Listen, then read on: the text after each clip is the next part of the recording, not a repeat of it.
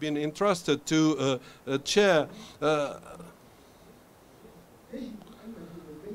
Among our tasks, we have the memorialization. In the decree incorporating this authority, Decree 138 dated in 2016, that among the tasks of this authority, memorialization, and to instill the values of citizenship, loyalty to the martyrs, glorifying their sacrifice and perpetuating their memory through activities and events that would be defined in coordination with the ministries and related departments. I'd like to express my pride and my joy because our country has pursued this course that adopted international standards for transitional justice, and at the same time I am honored to lead this stage on behalf of the Tunisian government and Tunisian country, that is to fulfill the process of transitional justice. And God willing,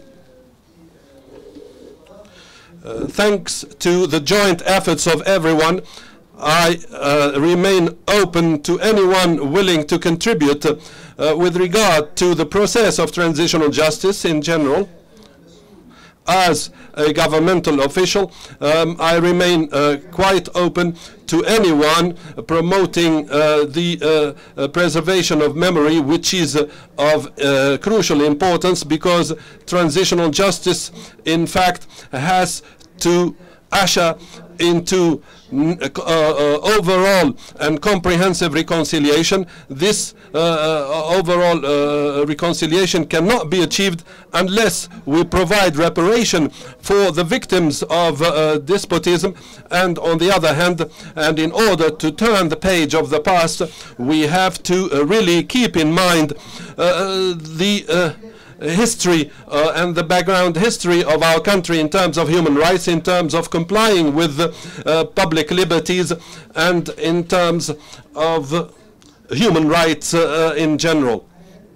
And consequently, I wish this seminar fruitful proceedings, and I hope that the report that you will draft at the end of this seminar will consolidate and enrich our experience in our country, and enrich, if you like, the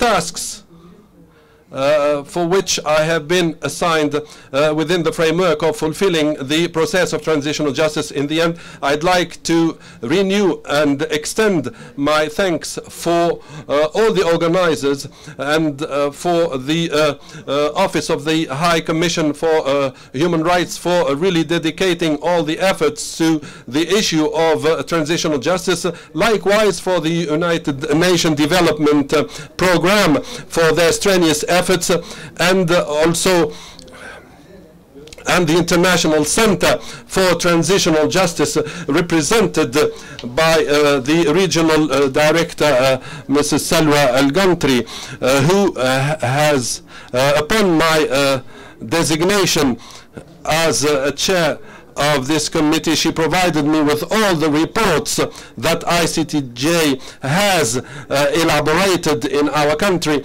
and I believe that these reports are the, if you like, the fruit of, you know, an entire project work that started in 2011. Since the revolution momentum started to operate, and the post-revolution process started to really operate. I'd like to thank ICTJ in special terms. I wish your seminar, you know, successful proceedings, and thank you very much. Thank you, Mr. Abdelrazak, for the accepting the invitation and for this opening speech. We now hand over to the second guest, Elodie Cantier, who is the representative of the Office of the High Commission for Human Rights. She will build on what Mr. Abdelrazak has said. Mrs. Elodie, you have the floor.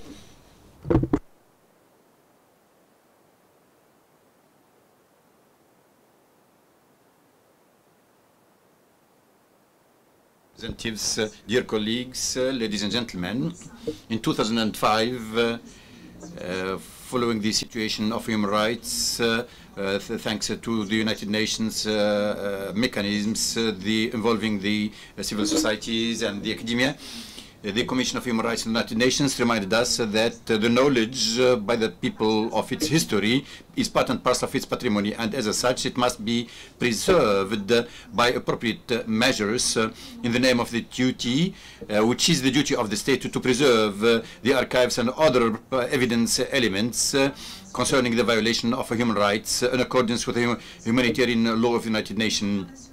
The international law consecrated this duty, which is part and parcel of the duty of the state and the responsibility through the transmission of history. The goal of this is to preserve from oblivion the memory against and to protect ourselves against the certain negative thesis. So if we look at the past, we must found our work on the pillars of transitional justice. In its report, Mr. Salvini, the special rapporteur on the promotion of truth, justice, and the guarantees of non-repetition, reminds us without a memory there can be no right to justice, right and repetition, or call for or guarantees for non-recurrence. In his latest report, he calls upon the consecration of the process of memorialization according to international law, and considers this as a fifth pillar of transitional justice. In the executive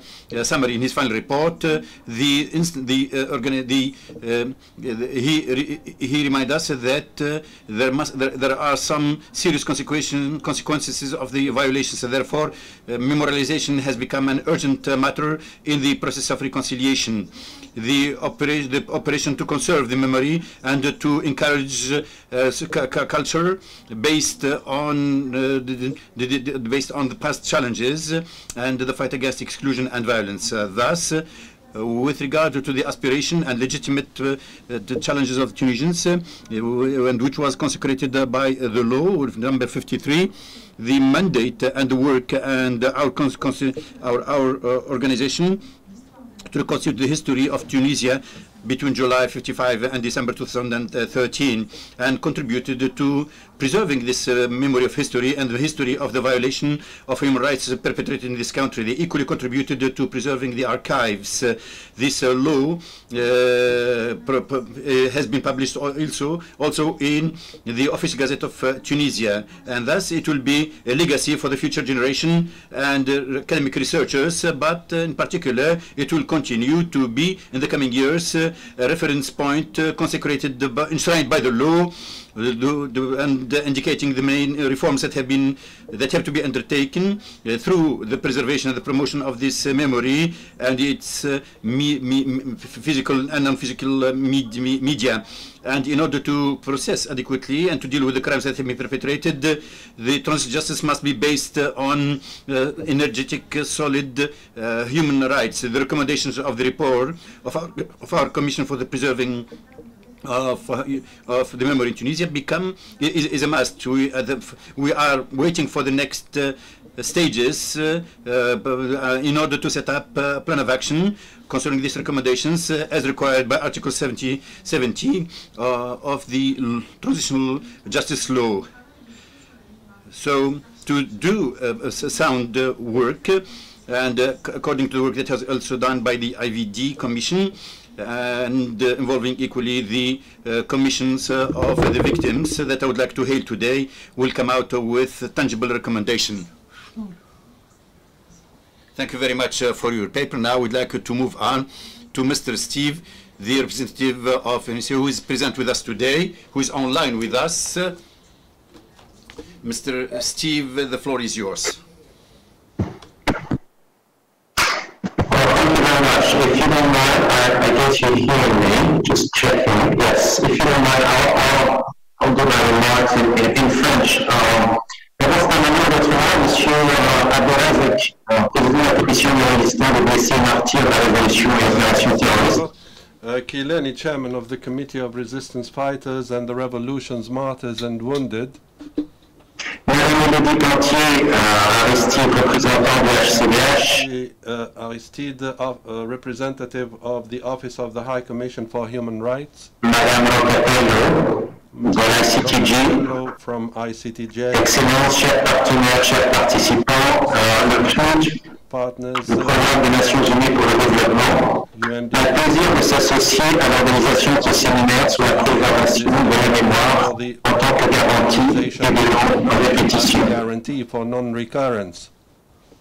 Au moment de la révolution tunisienne, Eve of the Tunisian Revolution, le PNUD a développé en coordination avec ses partenaires nationaux joined its national partners to une stratégie d'appui visant à accompagner et soutenir la Tunisie a strategy designed to pour réussir sa transition démocratique à travers l'appui à la mise en place d'un système de gouvernance fondé sur l'état de droit. based on human rights.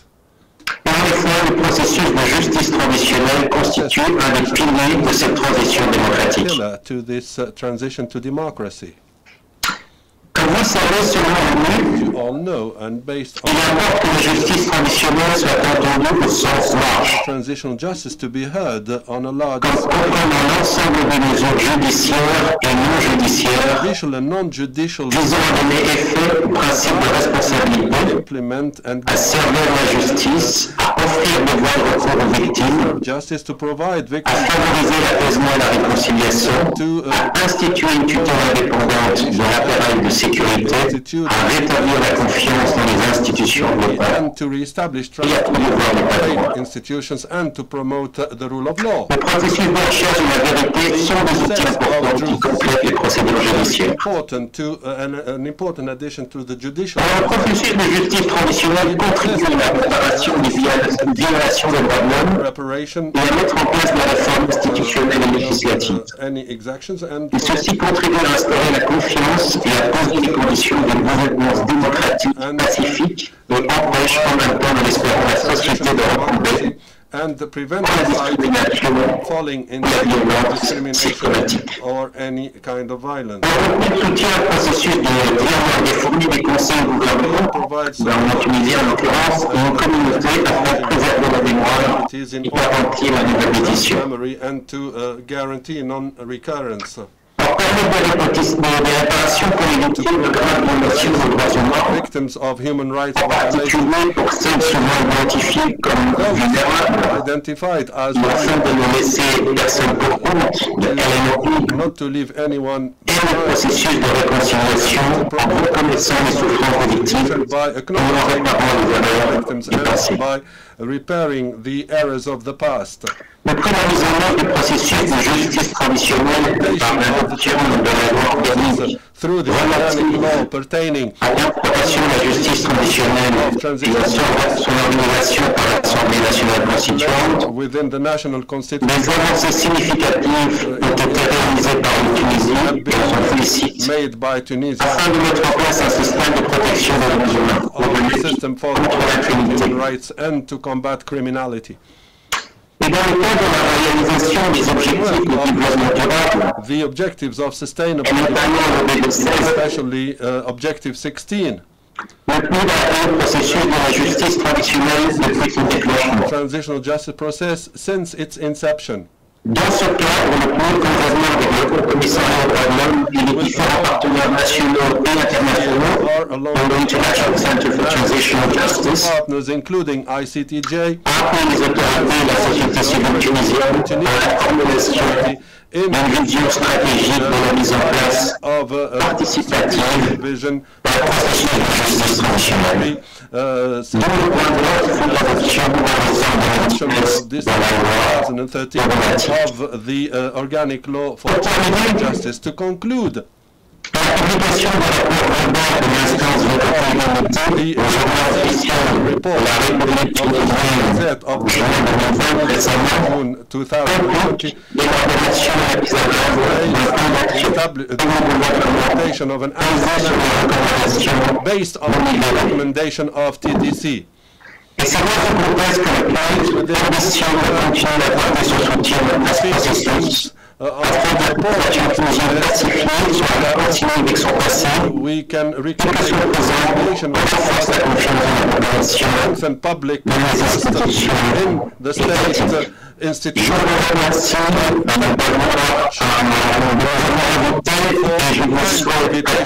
And I wish your proceedings. Thank you. Thank you very much, Mr. Steve, the resident representative of UNDP. We now move on to the opening speech of Anna Miriam Rocatello, the Deputy Executive Director, Programs Director at ICTJ. The floor is yours, man. Yes, good afternoon to all. On behalf of the International Center for Transitional Justice, I would like to welcome you to our International Comparative Seminar, remembers as Garantie on Repetition, which is organized, as you have already heard, with the Office of the High Commissioner for Human Rights and UNDP. Let me first thank the German Foreign Affairs Ministry for their strong support to not only this activity, but generally our work in several countries. And I am particularly pleased, although a bit sad, to greet the other speakers, the president particularly of the General Authority for the Resistance and the Martyrs and Wounded of the Revolution and Terrorist Operations, the lawyer Chiani, and wish him really all the best for his new positions, as well as the representative of the High Commissioner for Human Rights Office in Tunisia, as well as the resident representative of the UNDP.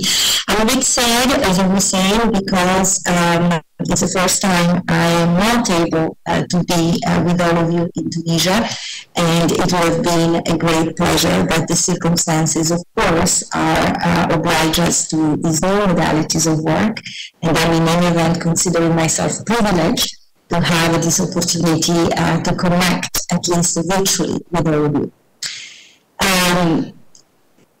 Previously, the speakers already mentioned the Universal Declaration of Human Rights, which very recently we celebrated a big anniversary.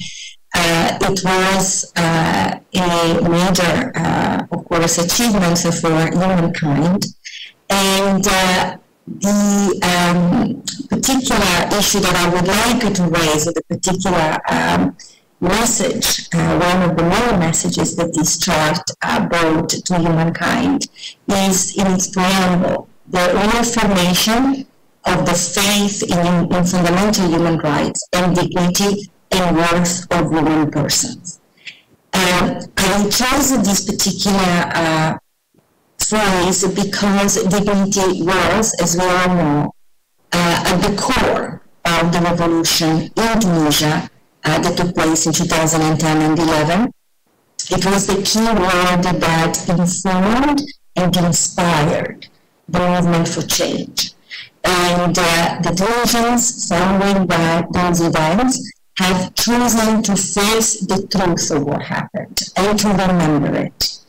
To remember it not only as a way to address what had happened, but as a guarantee of non-repetition for the new generation, for the future generation.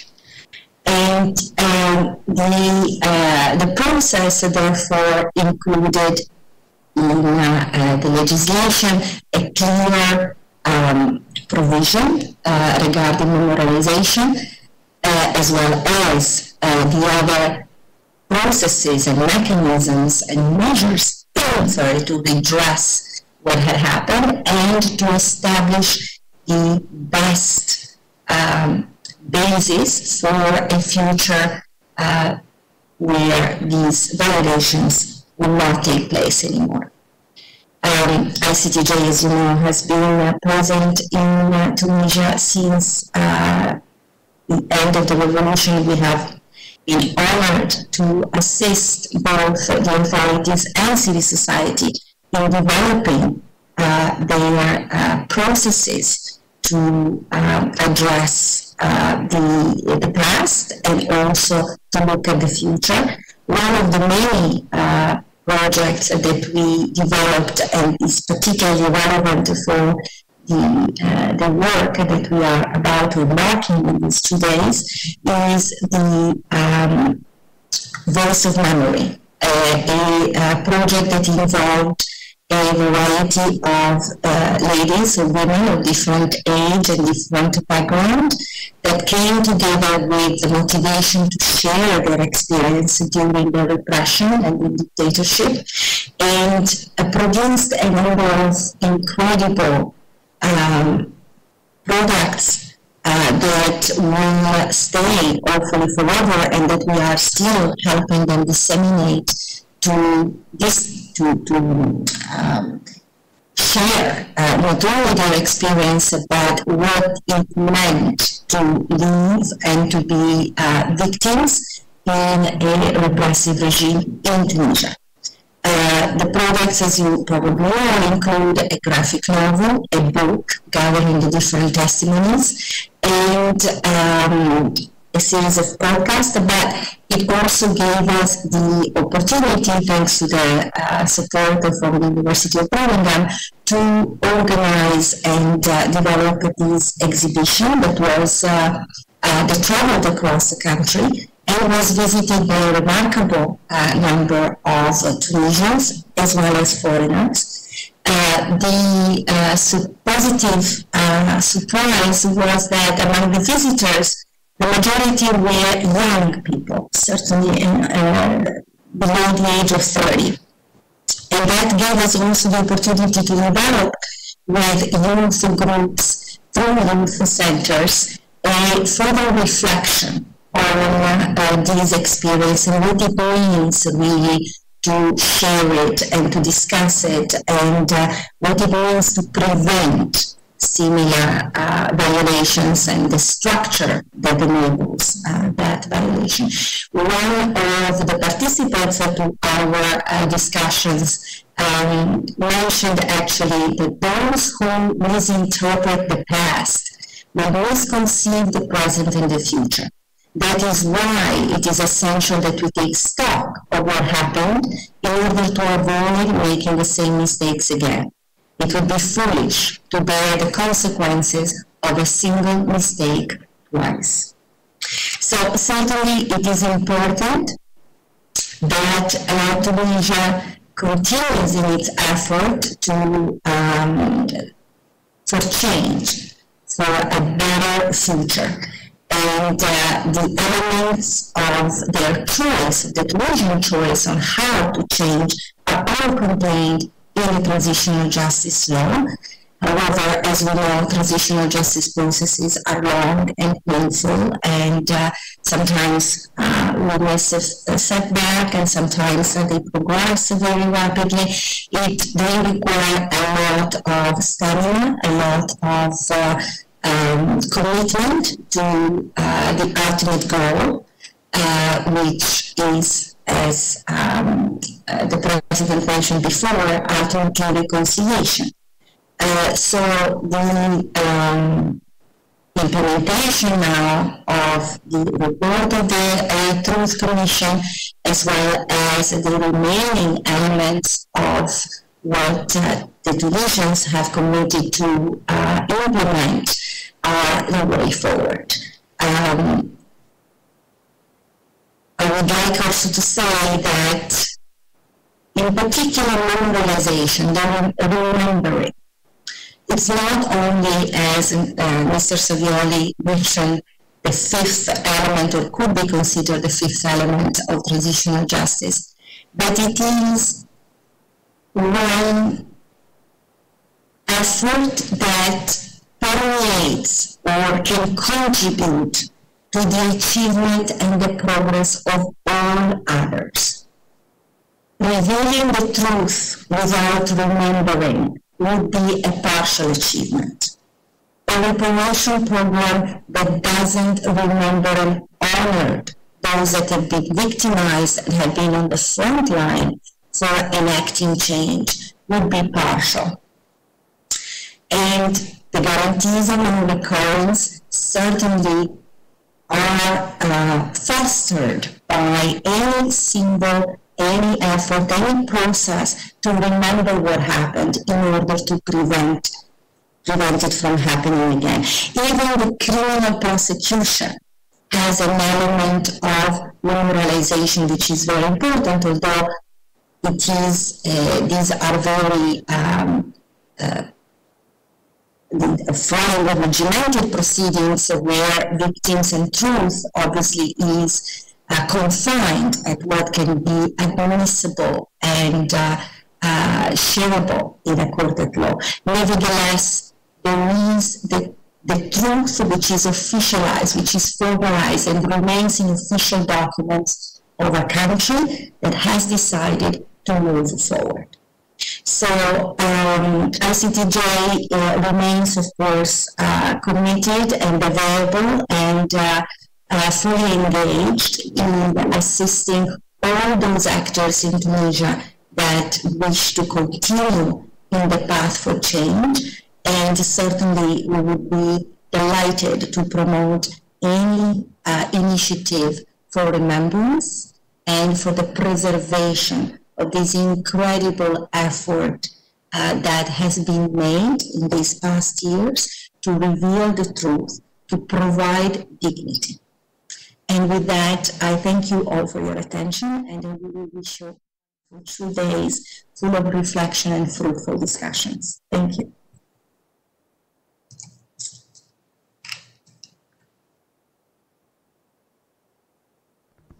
And now we are going to see a video by Mr. Fabio Saliu, who is the Special Rapporteur on the promotion of truth, justice, and the guarantee of non-recurring guarantee. We are going to watch it together.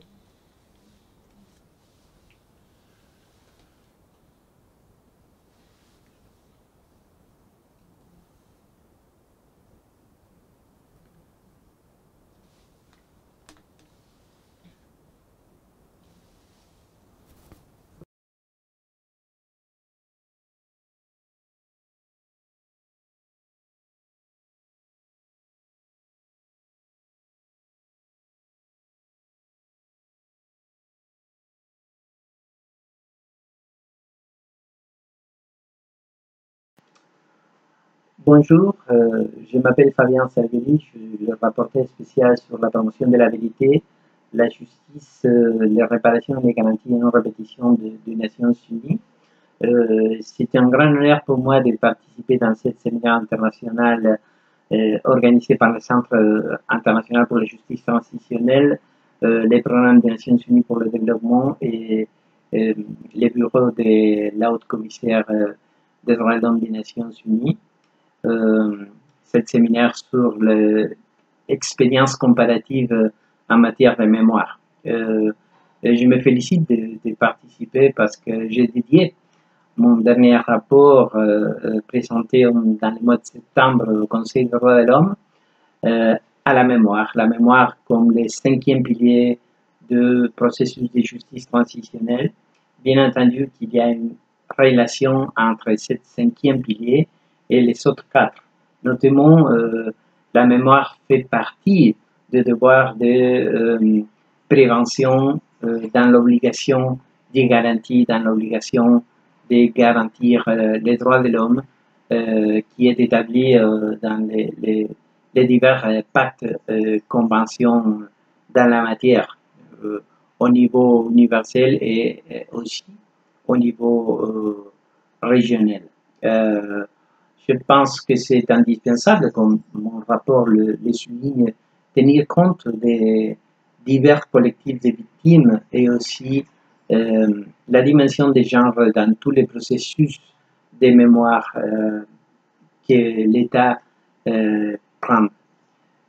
Aussi, la mémoire, c'est indispensable pour éviter les négationnismes que c'est un problème maintenant, le négationnisme des crimes contre l'humanité, des violations flagrantes des droits de l'homme qui ont été commis dans les divers pays et dans les sociétés. Donc, le principe de non-régression doit être suivi par l'État et il faut la progressivité des droits de l'homme Et pour cet élément, la mémoire devient complètement indispensable. La mémoire, c'est pas une chose du passé, absolument. La mémoire aide les présents. Il y a beaucoup de liens dans des différentes situations d'exclusion, marginalisation, corruption qui sont liées à les cultures toxiques, on peut dire, du passé. Donc, c'est indispensable la mémoire pour le présent et aussi pour l'avenir. En troisième lieu, il faut passer la parole aux victimes.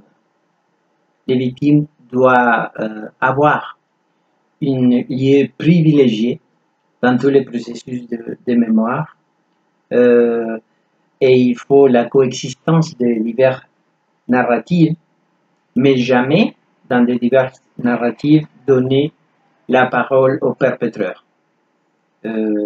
Jamais les processus de mémoire doivent être utilisés pour justifier des violations des droits de l'homme et pour le point de vue des perpétrés. C'est indispensable le point de vue des victimes. L'éducation en histoire, c'est aussi, à mon avis, indispensable. Et il y a, comme je dis, un lien très clair entre les processus de vérité et le travail de mémoire. Donc, les commissions de la vérité doivent faire un travail remarquable avec tous les components, en particulier la dimension des genres et aussi tenir compte de tous les types de victimes pour après faire un bon processus de mémoire. Il faut aussi de protéger les archives. J'ai souligné dans mon dernier rapport l'importance des archives pour la mémoire, des archives qui sont à l'intérieur des États et aussi les archives qui sont dans des organisations internationales comme les Nations Unies. Je marquais ça par rapport à ma visite et mon rapport après la visite à Salvatore.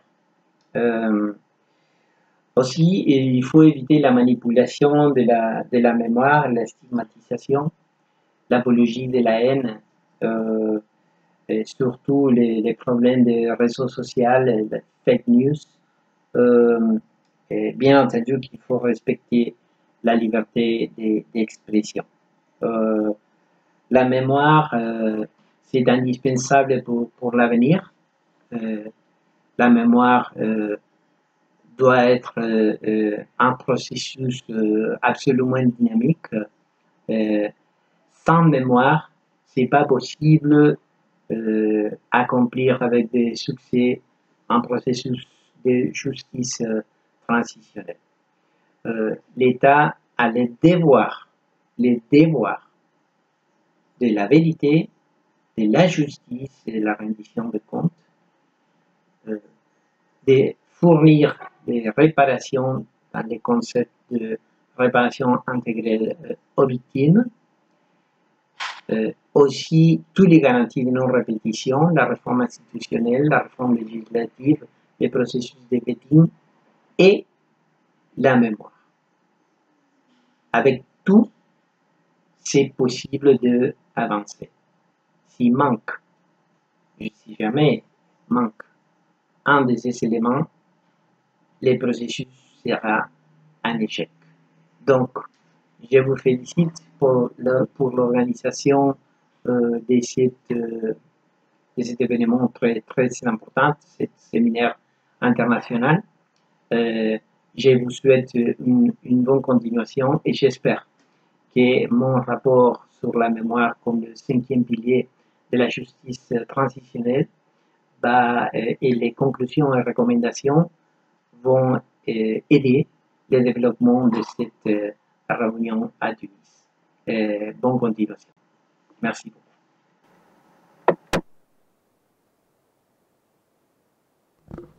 Thank you, Mr. Fabio, for this speech. I'd like to thank my guests for the opening speech, Mr. Kileni, Mrs.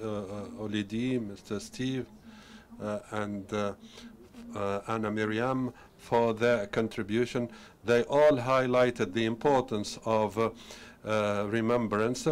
So the archive also. So this issue will be the topic of the first panel, the role of archives and memorialization initiatives as guarantee for non-repetition. The moderator for this panel will be Virginie Ladish, ICTJ senior expert. I hand over to Virginie Ladish to dwell more on the panel and to introduce her guests. Liz Sivchenko, Humanities Action Lab, Mr. Chuck Crisanto, Philippines Memorialization Commission, Okay,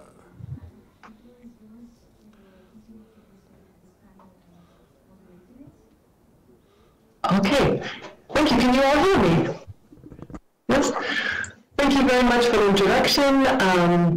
Very excited to be here with two incredible guests that have long and vast experience working in the field of memory, memorialization, and social change. So I'm really honored to introduce them today. For the interest of time, I'll give very short bios and I'll try and post the longer bios in the chat if that works.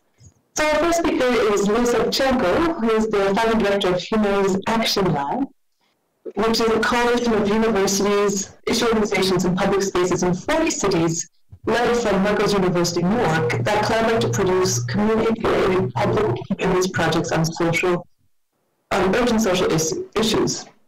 Liz is also the founding director of the International Coalition of Science of Conscience, and network of websites that foster public dialogue on pressing contemporary issues. And many other achievements that I said I'll post in the chat. So to begin with this first panel for our two-day conference, I wanted to ask you, Liz, if you could kind of set the stage for us and provide us with a framing for how to think about memory and memorialization in the context of transitional justice and guarantees of non-occurrence. And in particular, given your particular work and expertise, to help us think both theoretically how to approach memory, how to understand it, and maybe to debunk some of the myths that people have of memory as static and permanent, and also to share with us how in your work you've established the links between the work of memory and connecting it to present social issues that are actually still rooted in past violations. So with that, I turn it over to you, Liz, and thank you again for being here with us today.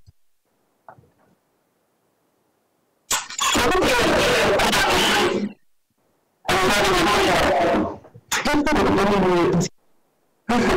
you. I wonder if I'll be able to share my screen in a little bit. That would be great so that I can share a little bit visually of the work that I think would be great to learn from. So as folks are figuring that out, I do want to thank everybody who has welcomed me into this space and given me the opportunity to learn from you and the questions that you're asking. And also to thank you for welcoming the other participants in my conference center, who probably will include children and cats at some point. But I know we're all very accustomed to that by now. And especially, I would like to thank the translators who have already allowed me in an international comparative meeting to really learn from all of you. And I know that work is very difficult. So thank you so much to them. Sorry to embarrass you, because I know now you're talking about yourselves to somebody, but I really do appreciate it. So I'm going to share my screen now. And thank you in advance for and learning a little bit about how this works.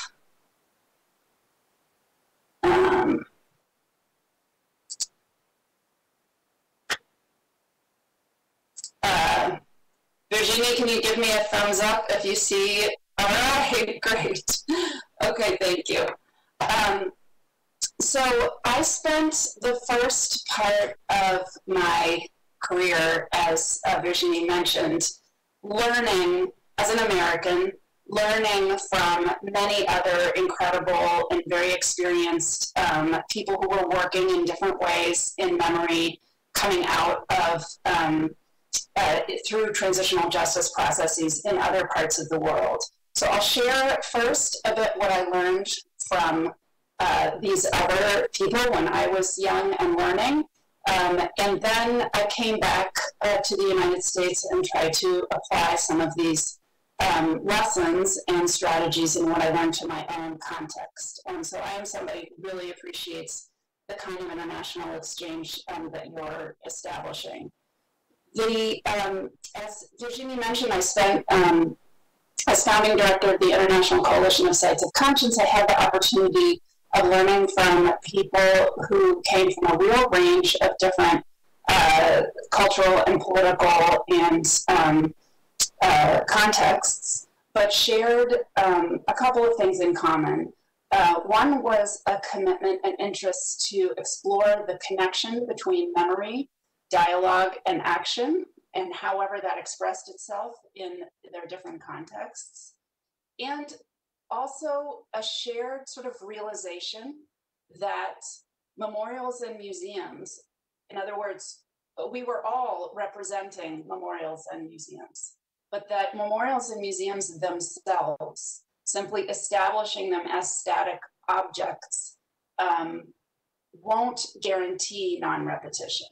And instead, it's the responsibility and the opportunity of the people caring and stewarding those memorials and museums to create an active and an ongoing process of remembering.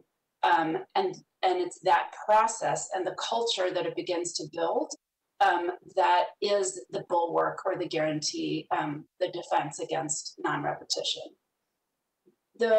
And so these questions were ones that some of the different people that I learned from and movements that I learned from were exploring at very different moments in their own histories and at very different moments in the relationship between the sort of original violations and the time they were in now.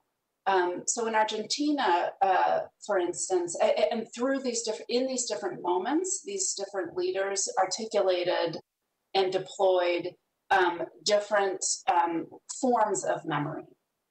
So in instances where the original violations were fairly recent and an unfolding, for example, in Argentina, in the era before Kirchner, and this was in the sort of late 90s and early 2000s, in Argentina really thought of and deployed memory as reminding, creating lots of ways of marking and remembering people who remained disappeared, people who fates were still unknown, and sort of putting their faces in the public eye in a variety of ways to remind people that justice had still not been done, and to remind people of those who had been, whose fates were still unknown. And they reminded both those who knew and had forgotten, and were also reminding new generations through traveling exhibitions and educational programs that they created, even as the prosecutions and the justice process was sort of underway, and in fact they were sort of updating the exhibit even as they went. The other kind of type of memory was that this coalition members taught me was about memory as a resource, kind of as a source of knowledge, as a source of comparative understanding, and as a source of inspiration. So for example, in the end of the sort of Thatcher era and the rise of New Labour in England, this was at this moment that we were working together, the National Trust bought a workhouse, which was a place that housed indigent or poor people in England in the 19th century through the 1970s. And this building had seen every experiment in dealing with the problem of poverty that the nation had tried over the last century. So in addition to preserving this building, they created this kind of like now and then, it was called What Now, What Next exhibition to look at the different strategies that had been tried at different moments in time to deal with a problem that was still ongoing, and that was the problem of inequality and poverty. Similarly, the Gulag Museum in Russia sort of tapped memory as a sort of negative resource, as a resource for understanding what, in their case, the abrogation of democracy looked like, and how we could learn from that to identify new visions. And they invited, after touring these Soviet-era prisons, invited students to articulate their definitions and their of democracy, and to articulate the kind of things that citizens needed to do to uphold it through the reminder of this other past. And finally, the District 6 Museum in South Africa taught us about how memory could be a force for redress, so and reparations. So not only can a formal reparations campaign happen, and then memory projects or memorialization can happen afterwards, but in this case and many other cases around the world, the grassroots memory project was the engine and the kind of architect of redress. So this was a neighborhood, for those of you who don't know, in Cape Town, that was razed to the ground during the apartheid era to make way for a whites-only district. And the residents of the neighborhood came together around what an artist had created was this map of the neighborhood that was gone forever and had been destroyed, and invited people to come and write their memories of what they had lost on this map. And that process, both of like actual forensic identification of what had been lost, but more importantly, of kind of bringing people together around the place again, became both the sort of engine and, again, the architecture for a successful land reparations movement that did grant the former residents their land, title to their land back after a long process. So these were different forms of memory that these different leaders had used in different moments in relationship to the original violation. The other thing that I learned that was so important is to keep that this memory is not, the legacy of the original violation is not static, but starts to unfold and take different shapes over time. And that, of course, different generations' relationship to that original moment changes over time. And so therefore, memory is a process, and remembering is a process that has to evolve and adapt and continue to become active. So one great example of this was Constitution Hill in South Africa that many of you may know was shortly after the restoration of democracy, the Constitutional Court was constructed on the site of a former apartheid era prison. And the sort of space in between, the plaza area, became a space for ongoing discussion of overall constitutional issues that the sort of past of the prison and the present of the court represented. And in fact, they created memory projects that responded and reflected new cases that were coming before the Constitutional Court, that also reflected the kind of changing struggles with justice and the new questions that the society was wrestling with. So, for example, when the Constitutional Court was debating the issue of gay marriage and whether to legalize it, the museum sort of section of this plaza, this consortium, created a memory exhibit about the lives of LGBTQ people, both in the apartheid era struggle and post-apartheid, to sort of open questions about the relationship between, visions of justice in the new South Africa and LGBTQ experiences. So this was something that, was many years, 10, 15 years after the original questions, but it was keeping this memory ongoing.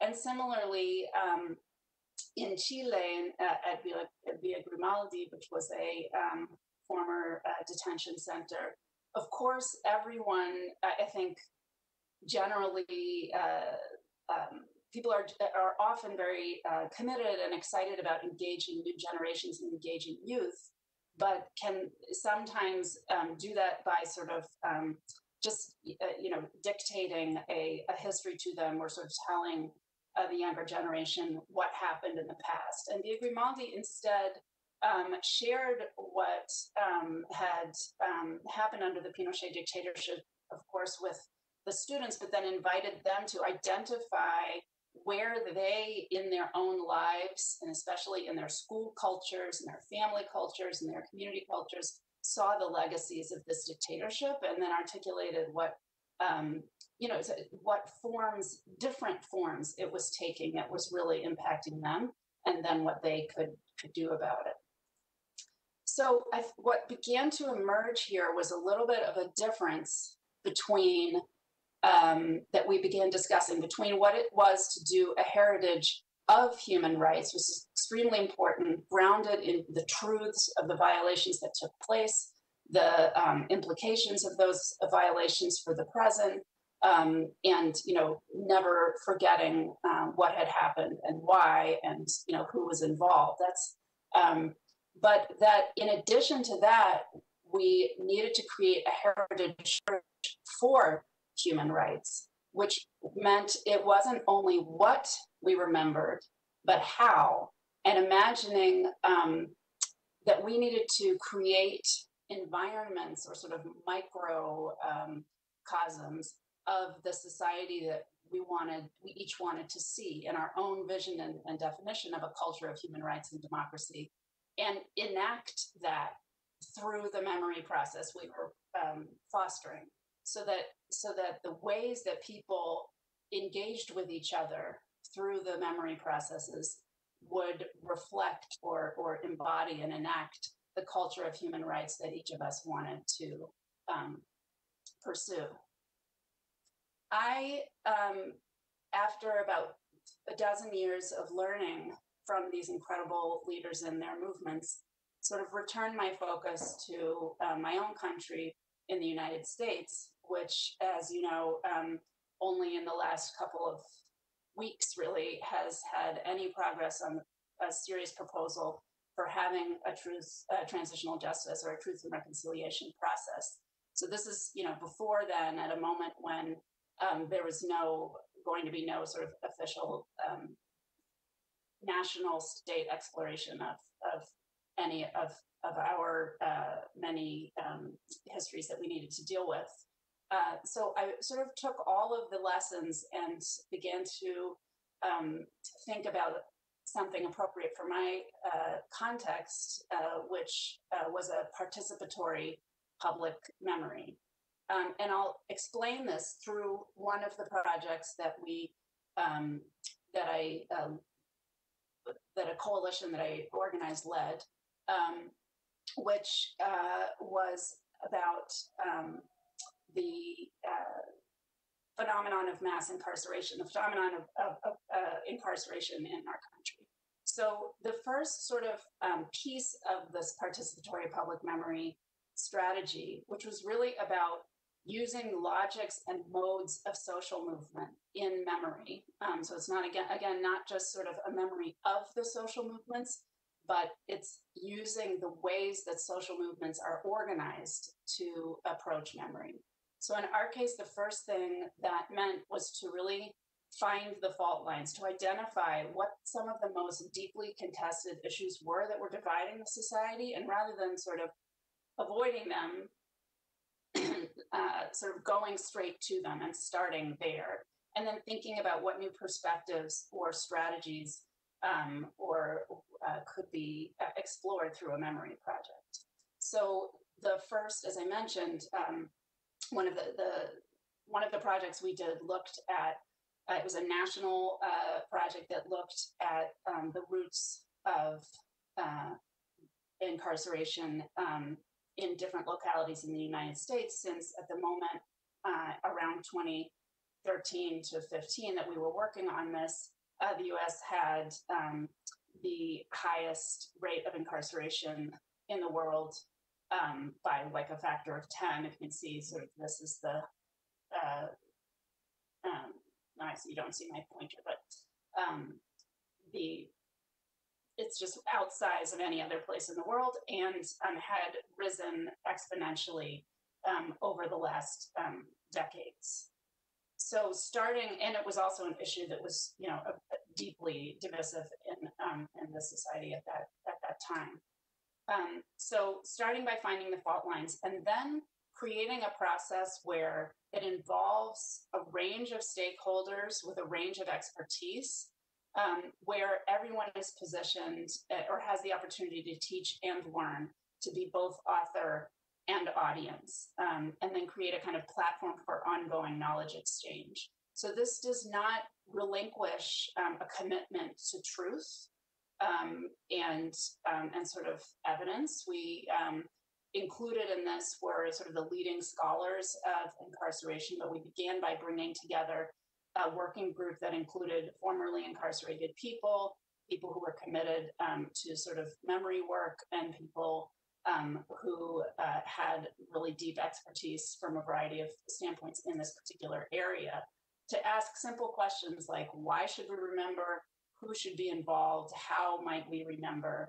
And really explore this in a collective way, and identify common questions that each of us could answer from our different sort of positions and expertise. With these common questions that we had established, we then created a huge national collaborative curation process that invited a kind of process of ongoing discovery and exchange of what we had learned and dialogue, and that was created iteratively, so that what we were creating was added to and changed all the time as new people participated, and again was a process of kind of co-creation and knowledge exchange among people with different kinds of expertise. So we created a coalition that began with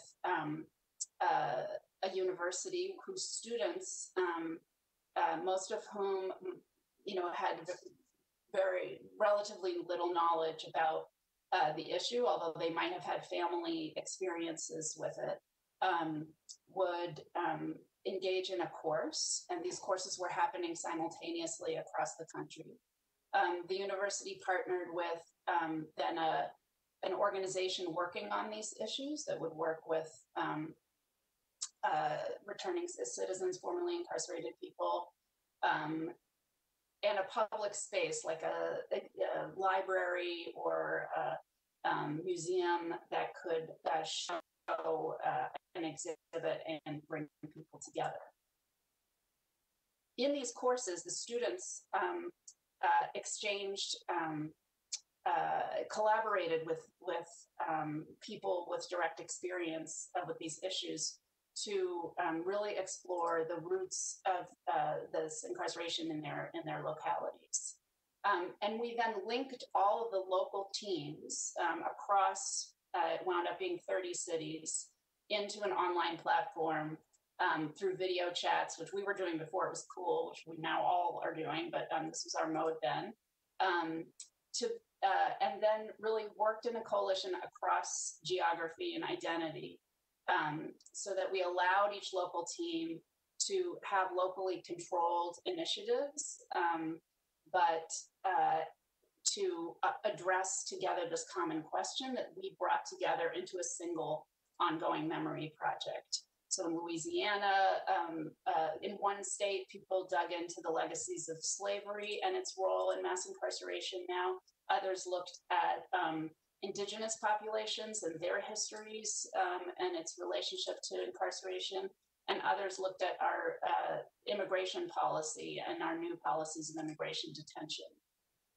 Then each was given the task of posing a key question that their history raised for them, that they were troubled by, and then profiling and doing a mini history of their state, which we then assembled into a single traveling exhibit with each of their stories with it that included different media and interactive elements. This single exhibit then traveled to each of the and was activated by those communities in kinds of different ways. So it was it's a continues today. It launched in 2016 and it's still going with all different kind of actions that are taking place in each locality, new exhibits and new local deeper stories that people are exploring. And what's happening really is a kind of circles of engagement. So the students partner with the stakeholders and reach a larger public. And these kind of cycles of engagement where this is growing and growing over time with new communities able to add their stories and their pieces to the exhibit as it travels. We've seen a real impact on the students' civic capacity and their leadership that they've gone on to assume over the years, and also impact on the institutions that have participated, whether those are the universities or even or the cities, and the kind of criminal justice policy that they've enacted after, through the participation in the project. So I want to thank all of you, especially now as we are hopefully entering into a serious discussion of a truth and reconciliation, or truth and racial healing and transformation process in our own country. I really appreciate the chance to learn from you all in your 10 years of experience. Thank you. Thank you very, very much, Liz, for that very great presentation. That sort of, I like the way you took us around the world, ended in the United States, to give everyone a flavor of the different approaches that you've used and the different ways in which memory can be linked to current social change and transformation.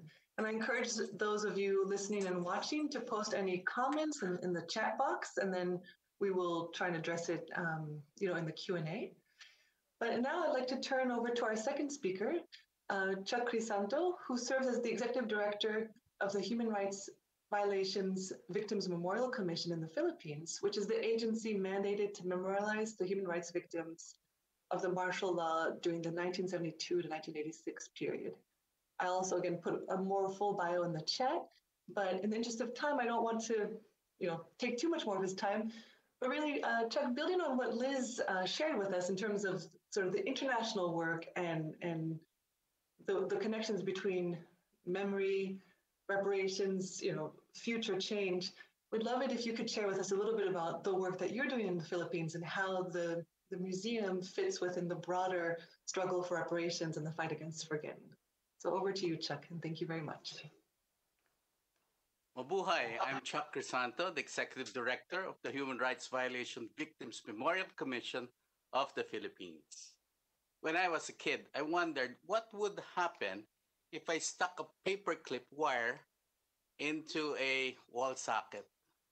Not knowing any better, I did insert that paperclip and got the shock of my life. You can bet I never did it again. The memory of being electrocuted, even for a second, taught me a lesson. If only my country was just like a kid. The experience of the Marcos martial law will be seared in our memory, but that is not the case. 3 years ago, in a Senate hearing, Senator Bam Aquino asked the Secretary of the Department of Education, why are our elementary textbooks about martial law still written in the manner which is sympathetic to the dictator.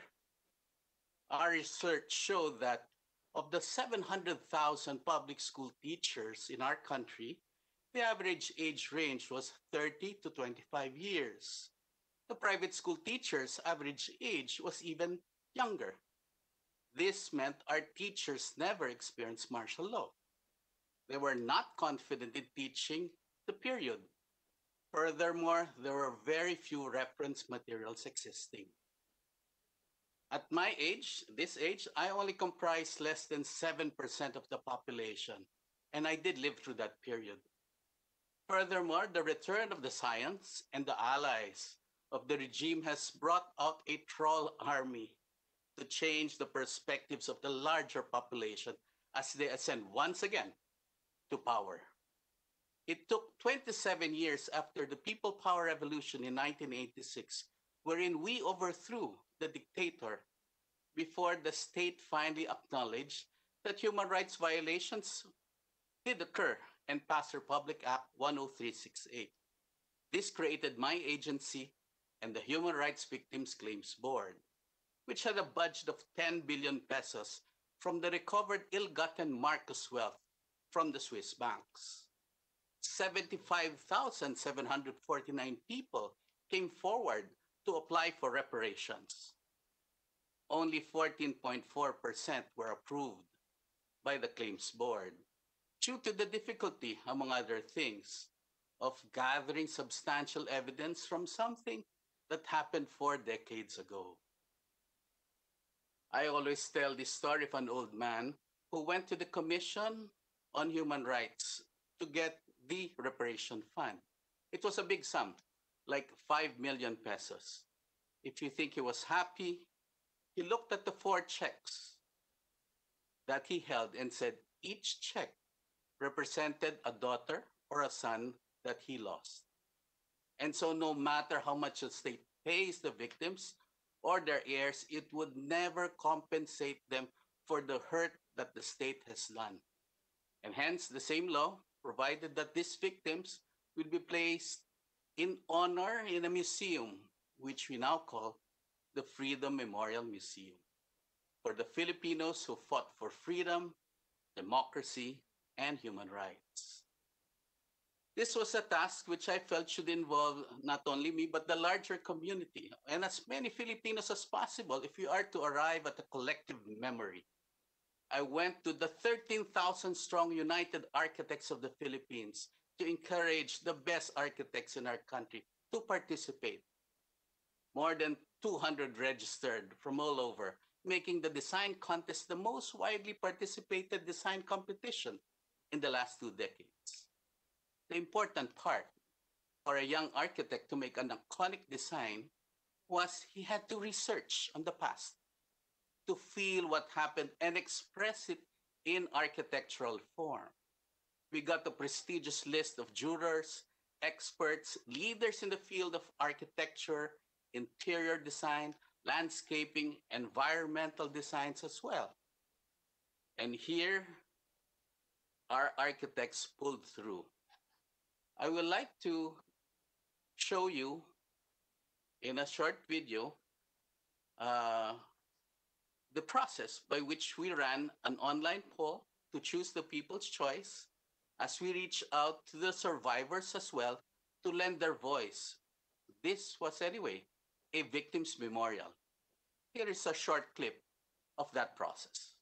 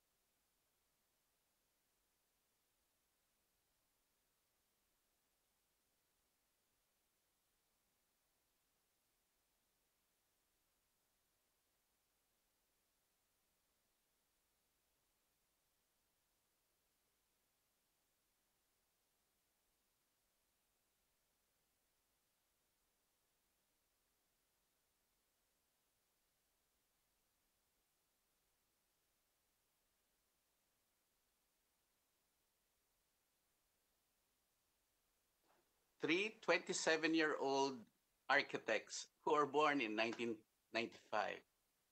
They never went through martial law. In fact, to do this winning design, they had to research deep and beat the younger and the older architects. Here is the one that won.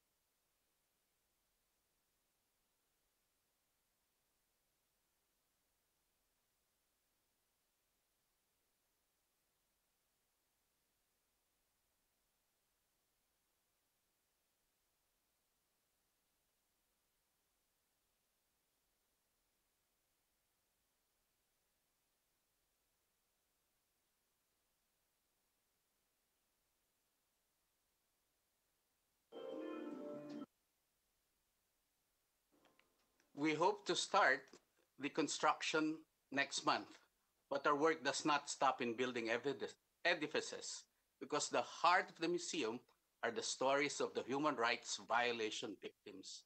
In order to do this, we have to index and research on all of the 11,103 persons approved for reparations, which is not an easy task.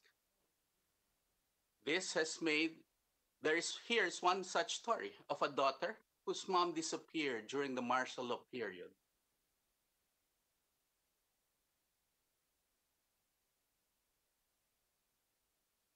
Our site, which is still in the incipient stage, is at the crosshair of the revisionists. Next.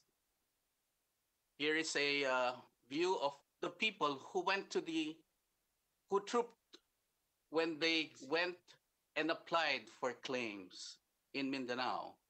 And here's that woman who lost her mom. She never saw her mom. She was a baby when that happened, and she was imagining what is it like to have a mother.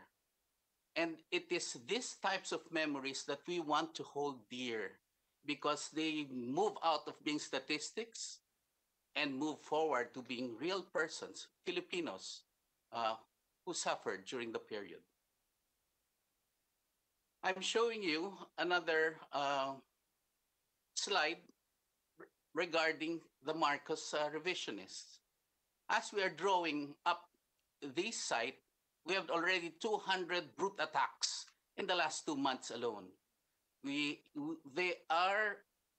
know that the museum and our site is at cross with their ambitions. In this site, if you'll notice, we have listed, move to the next, a role of victims. And the role of victims is very, very important. And this is just a drop in the role of victims, because as I go around the country, it seems as there is much, much more people, maybe more than 200,000, those who couldn't go to the centers of the city to apply for claims, those who were not reached by the information. But in this role by itself, you will see, are we moving this? Yeah. In this role, you can see the victims, and then let's move the next one. Yes. The victims were classified according to the severity of the human rights violations on them, from 1 to 10 points. 1 point, you might just be hit by a truncheon. 10 points, you would have been killed or enforced disappeared. Next. Let's go. So the next one is, as we are at the crosshairs of the revisionists, we go down to the schools. We have these educational outreach activities, and we go down even to the grade school already, at grade 5, grade 6, high school levels. And we move even to the layers where the Marcos family holds sway, where they were beneficiaries, people who were beneficiaries of the regime. And they still tell me that that's not the story my grandfather told me. He said it was a grand vision. And we come out with evidence and say that may be true for your grandfather, but not for many, many more Filipinos. Part of the right to know is we are also doing original research or primary research. And here we have conducted some research on mass graves.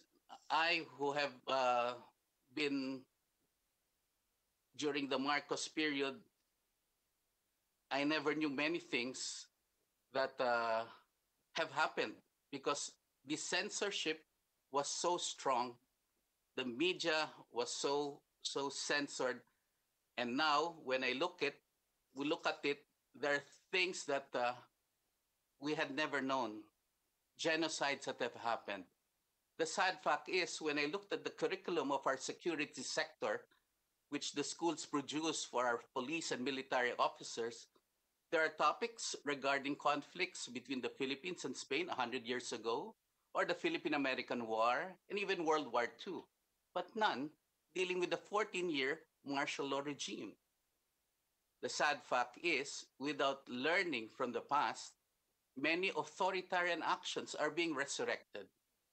We are also into primary research because even if I lived through that period, many things were covered up. Media was heavily censored, as I said, so it was only now that we are uncovering some truths, triangulating them for integrity, and this is part of our mission to know and to be aware that these things did happen and these things may happen again. I asked one high government official if I can dig up the mass grave of 45 years ago. And he said, why? So we will have the bones of evidence, sir. And he said, Chuck, if you do that tomorrow, you will put all of us in danger. Or what military unit will help you uncover the atrocities of their kindred units? These are the challenges.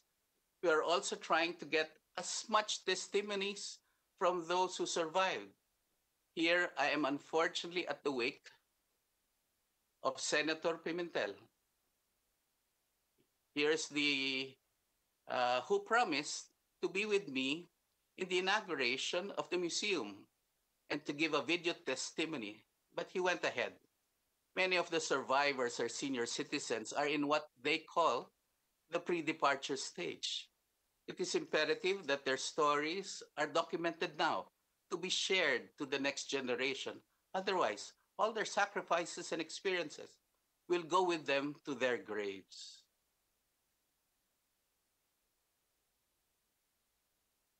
Here is our logo. At the middle of the symbol is the Baybayin script for alaala, or memory, which is central to the Commission's purpose. Around it are flowers, but they're made out of tears and blood, and these are offered to the victims and the survivors of that period, because we remember. Thank you very much.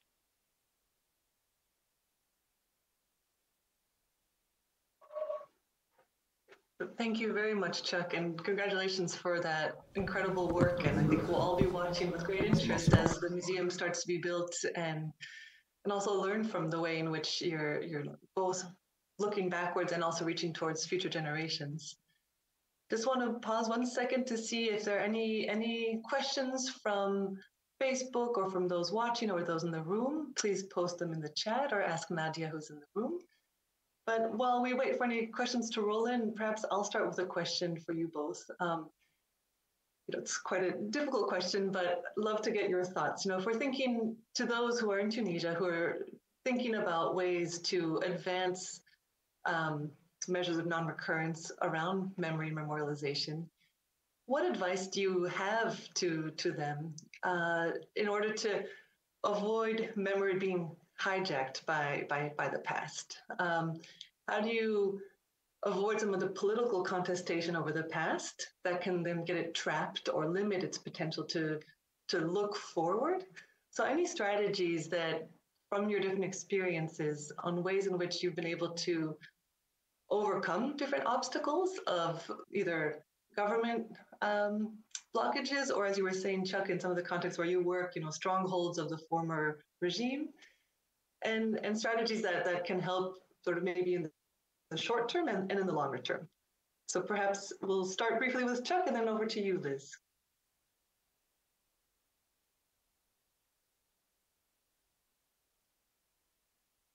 Sorry, you're still muted, Chuck.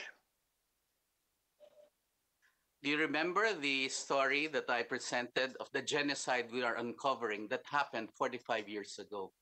I never had a clue of it until one Muslim woman said, "I'm willing to tell my story now, and I have kept it for the last 40 years. And I said, "If you're serious, I'll put a camera and you can speak as long as you want." She spoke for 2 hours, breaking down many times during that period. As she was giving her testimony, I began afraid, not only for herself, but also for the team, because I knew we didn't know how to handle people who would break down as they would testify. There would be a psychological trauma that they would re-experience once again as they tell their story. And this is the hardest part, to experience it once again. I'll tell you, all of my staff are below 30 years old. I purposely chose them to be young.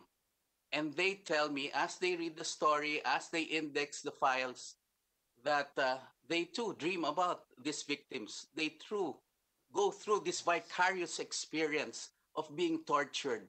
I myself have been visited many times in my sleep by those who were disappeared. As I read them, it lives. I think that's one element that we have to be very watchful about. The psychological trauma when we ask them to relive their experience, and the vicarious trauma of those who are involved in this process of documentation. That's really a big challenge, and our medical professionals are very few, and we need help in that regard. So my advice for anyone starting through this journey, mental health is very important. Thank you for that. Liz, over to you. Yeah, thank you. I'm so glad that you brought that up. And I've also had struggles with that. And, you know, a whole kind of field has emerged of trauma-informed or that I've been able to learn from that really understands the different kinds of structures that need to be built into any kind of storytelling exchange, including and different people that to bring in than one might, you know, think of bringing in. So in one of the projects that we're working on of people who had been really violently abused in a prison and in a jail, for example, there's a sort of aftercare process where there's somebody who's specifically there to care for the person after they've shared their story. And there's also a lot of preparation of the person. But one thing that I came to learn late and that I'm so glad that you brought up was about sort of the people who are one step removed, including when you were talking about the indexing. We, in one of our projects, only learned late that the people who were volunteering to transcribe the interviews, which was, and index, as you said, the interviews, which was a job we thought was sort of a technical one. They themselves were, just by the process of transcribing, really experiencing a lot of sort of secondary trauma. And so the local organizer began having transcription parties where people would, even in the context of the pandemic, transcribe in a collective,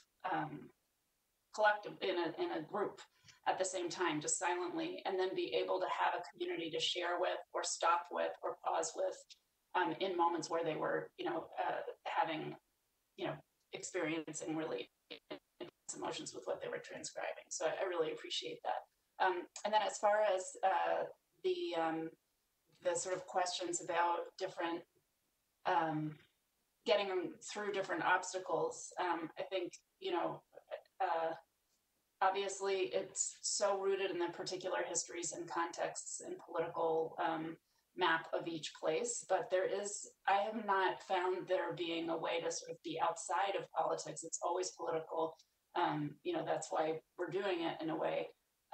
So it's about creating a kind of open and ongoing space for contestation and conversation about the questions that are being raised, that's also really grounded in a commitment to forensic truth.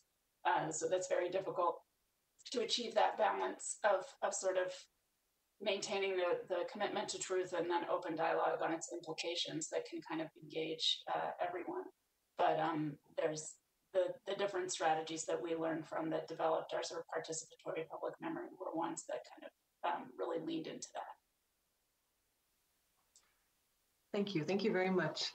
I think, you know, one point that I want to echo that you both touch upon is the connection between people involved in this work being both participants and audience. And I think it's very interesting the point that you made, Chuck, that these three architects were not alive during this time. And so they had to go through the process of kind of researching, understanding in order to represent that experience. And I think we had something similar with the Voices of Memory project that we did in Tunisia that Anna Miriam spoke about briefly.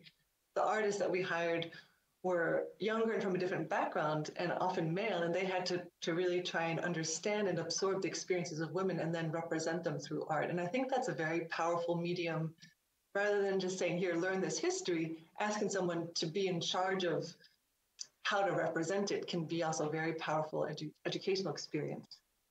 And perhaps to close, I just want to ask one final question, is how do you see the link between symbolic memory work and concrete material reparations or social transformation? And I think we want to caution against people picking and choosing the elements of reckoning with the past that are more convenient. And in some contexts, we've seen government officials renaming a street or making a national holiday and then saying, okay, we've remembered the past, we can move on. And we see this all around the world.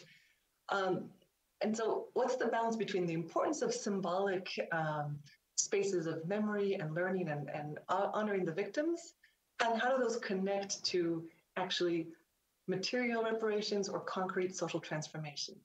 Maybe we'll go reverse order. Liz, if you could give a few comments, and then we'll close with you, Chuck. Yeah, I'm so glad. I think what for us and what we've been trying to do lately, again, with this idea of participatory public memory, is actually make those two things one, so that we're bringing the logics and the modes of social movements to memory. And so the memory is in and of itself, it's not a catalyst, it's not only a catalyst for social, larger transformation or social change, but it is in and of itself just embedded and a part of that process. So, you know, back to the example of the District 6 Museum, where it was the memory project that was the reparations campaign. So it wasn't just sort of that the two were connected, it was that in the actual act of remembering, you know, became the evidence and the organizing for the support for the reparations. And similarly, the kind of new criminal justice policies that in the US that we were organizing was done through this memory work. So I loved when Chuck said, we don't stop by building edifices. You know, we build edifices, we don't stop. That's such a great message. And I think that's just, it's about continually activating memory and having it be responding to new legacies and new situations that present themselves that really keeps it active. Thank you, Liz. Over to you, Chuck. Well, most authoritarian regimes pursue a slew of gargantuan projects or brutalist architecture, big buildings, big ticket projects. And our country had that over an 88 hectares brutalist architecture, cultural center of the Philippines, supported also by the United States, as well as so many things. It is important. The Freedom Memorial Museum on 1.4 hectares stands up against that. Symbol per symbol, we have to match up. In the digital world, we're matching up also with their digital content that they are pushing as well. In terms of research and books, we're partnering with local institutions because, as I mentioned a while ago, there's very few reference materials about the period. No one wanted to tackle these things.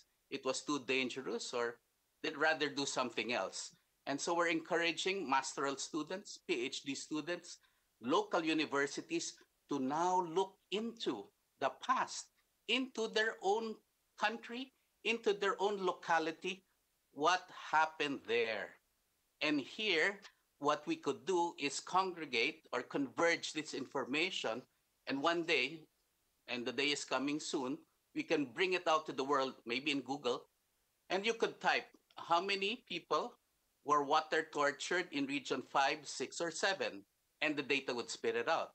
Who was the most, what person was the most cited as a perpetrator, let's say in sexual slavery, and then it will come out. This data has to be organized, has to be indexed, has to be brought out to the public. That's my job. The scholars, the academicians, and who else will now see the sense and analyze it so that in the future, there is more content being driven out. And those who said, no, that's not what my grandfather told me, the personal experience would now have to match up with the different cultural, educational, and even architectural things that move around. And that is what is collective memory.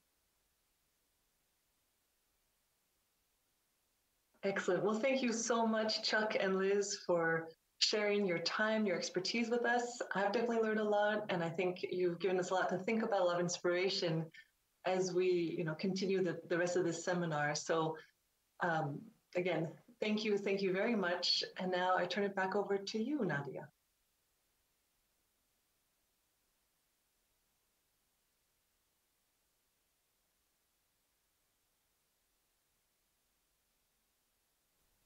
To see whether the participants wish to ask a question.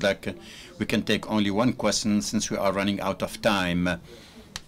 So anybody wishing to ask a question? Nobody wishing to ask a question? So I would like, as I said, to thank our guests, Virginie Chang, for moderating this panel. Now, before we move to the second session, we are going to take a coffee break for 15 minutes, and then we'll move on to the second session. Thank you for your attention.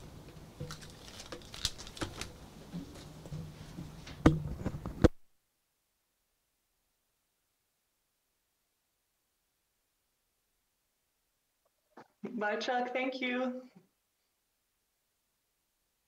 Thank you, Liz. Bye. Bye, Miriam. You're staying? Yeah.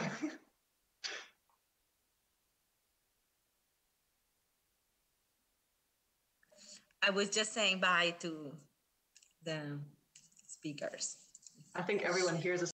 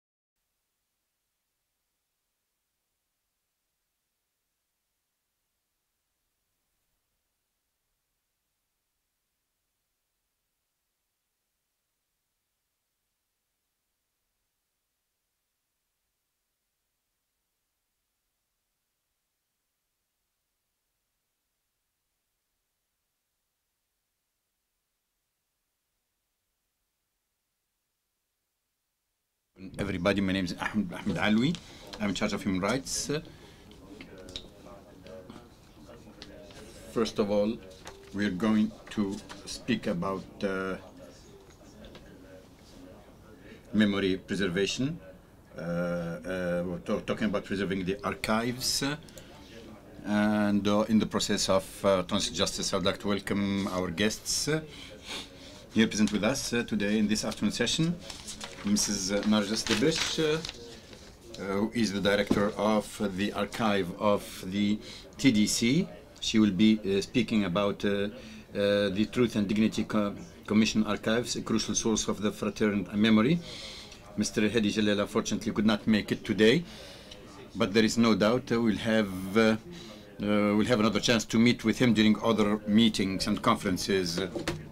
We equally have Mr. Shawqi Gaddes, who is president of the National Authority for the Protection of Personal Data. We'll be speaking about the protection of the personal data of victims between the legal obligations and the experience of the victims. We equally have today Mr. Adnan Laswood, who is the president of the High Authority on Access to Information, who will be speaking about issues which concern access to the information, because, as you know, this is a very important element in transitional justice. We equally have an expert, Mr. Romano Le Dauphin, who is a program officer from the Swiss Peace Foundation, and will be speaking about, will be presenting a paper about the accesses for the IVD archives and what are the lessons from the International Criminal Tribunal for Rwanda. With much ado, we can start with the first paper. This is Narges Debish, who is the director of the Truth and Dignity Commission archives, and they should be speaking about the Truth and Dignity Commission archives as a crucial source for threatened memory. Thank you very much, Mr. Ahmed. In 15 minutes, I will try to summarize the topic.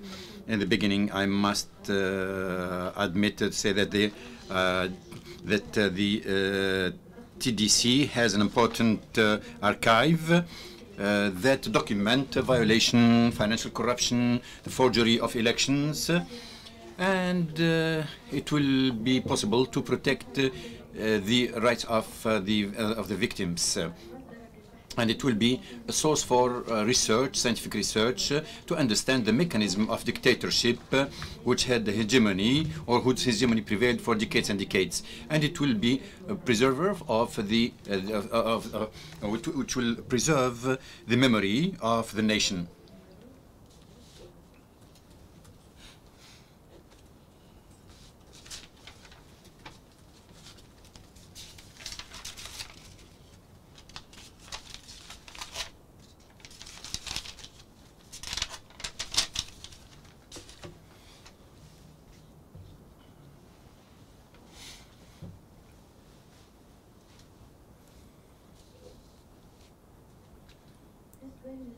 With regard to the archives of the TDC, they can be classified into two types, namely two priority. It's paper and digital documents. With regard to the paper archives, first of all, it is, for example, the 62,000 complaints with all its affixes and indexes, which means that attached documents or commitment, including investigation, research, hearing sessions.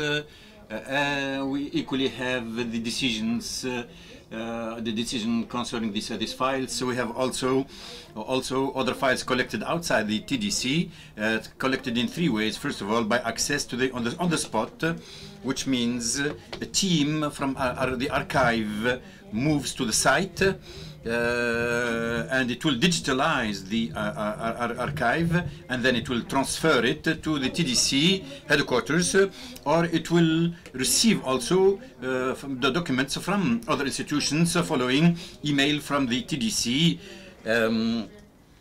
following a request of the case management. To receive, for example, explanatory documents to explain the events or the framework into which the violations occurred. In addition to this, the TDC sends a mail to the given institution, which will forward the documents to it. And of course, and also the TDC receives directly these documents following the initiative taken by people individually. And I think this is a Tunisian particularity. During the revolution broke in Tunisia, there were some coordination, some police stations which were burnt. There were actually some citizens, normal laymen, who know the importance of the archives, who accessed these burned down places and saved some documents. They hid them in their houses, others actually gave them to other associations, and others gave them to some right activists. And on a voluntary basis, they would come and tell us, I have some documents which I would like to give you. And this is something which I cherish. When I remember it, it's something that I cherish very much. So the number of documents are in the labor offices, and which were the result of the daily practice of all the institutions, be it the central offices or the regional offices of the TDC. With regard to the digital and electronic documents, we have all the complaints, file complaints. The files are digitalized right away when we receive these documents, and then all the indexes are attached to it in order to facilitate the dealing with this with this case. And then it is archived. As for the management of the complaint files, it's a dual operation. This is an application to deal or software to deal with the complaint. It updates all the stages of the complaint, and we have also another application, which is also with regard to the files which are digitalized. There are 750 octets. We equally have another type of the management of these archives. We have also audiovisual documents, 645 hearings, and we have 80 gigaoctet, and this is the size of the file. In addition to this, we have also another application to deal with the files received. There are 7 applications. Application for the sifting, the management of the hearing dates, the legal treatment of the files, another application for the management of the rejected files, another application to follow up the treatment or the processing of the file, the management of immediate or urgent action. So the application that I spoke about before, which creates and generates the complaint, and creates the digital document. However, we need to examine the documents themselves in addition to the digitalized documents. In addition to that, we have other application which concerns the TDC itself, because the TDC served the transitional justice with experts, with officers, with people which were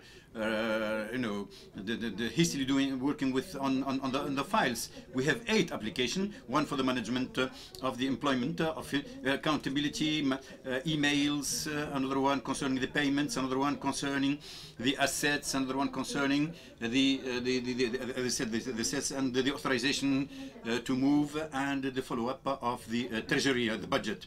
What has been achieved so far? What has been achieved so far with regard to the archive as a source of memory? Yes, indeed. But for me, I will speak about what has been done so far until the end of October 18, when I left the TDC. This is what I'm cognizant of, and I cannot speak about something I'm not aware of.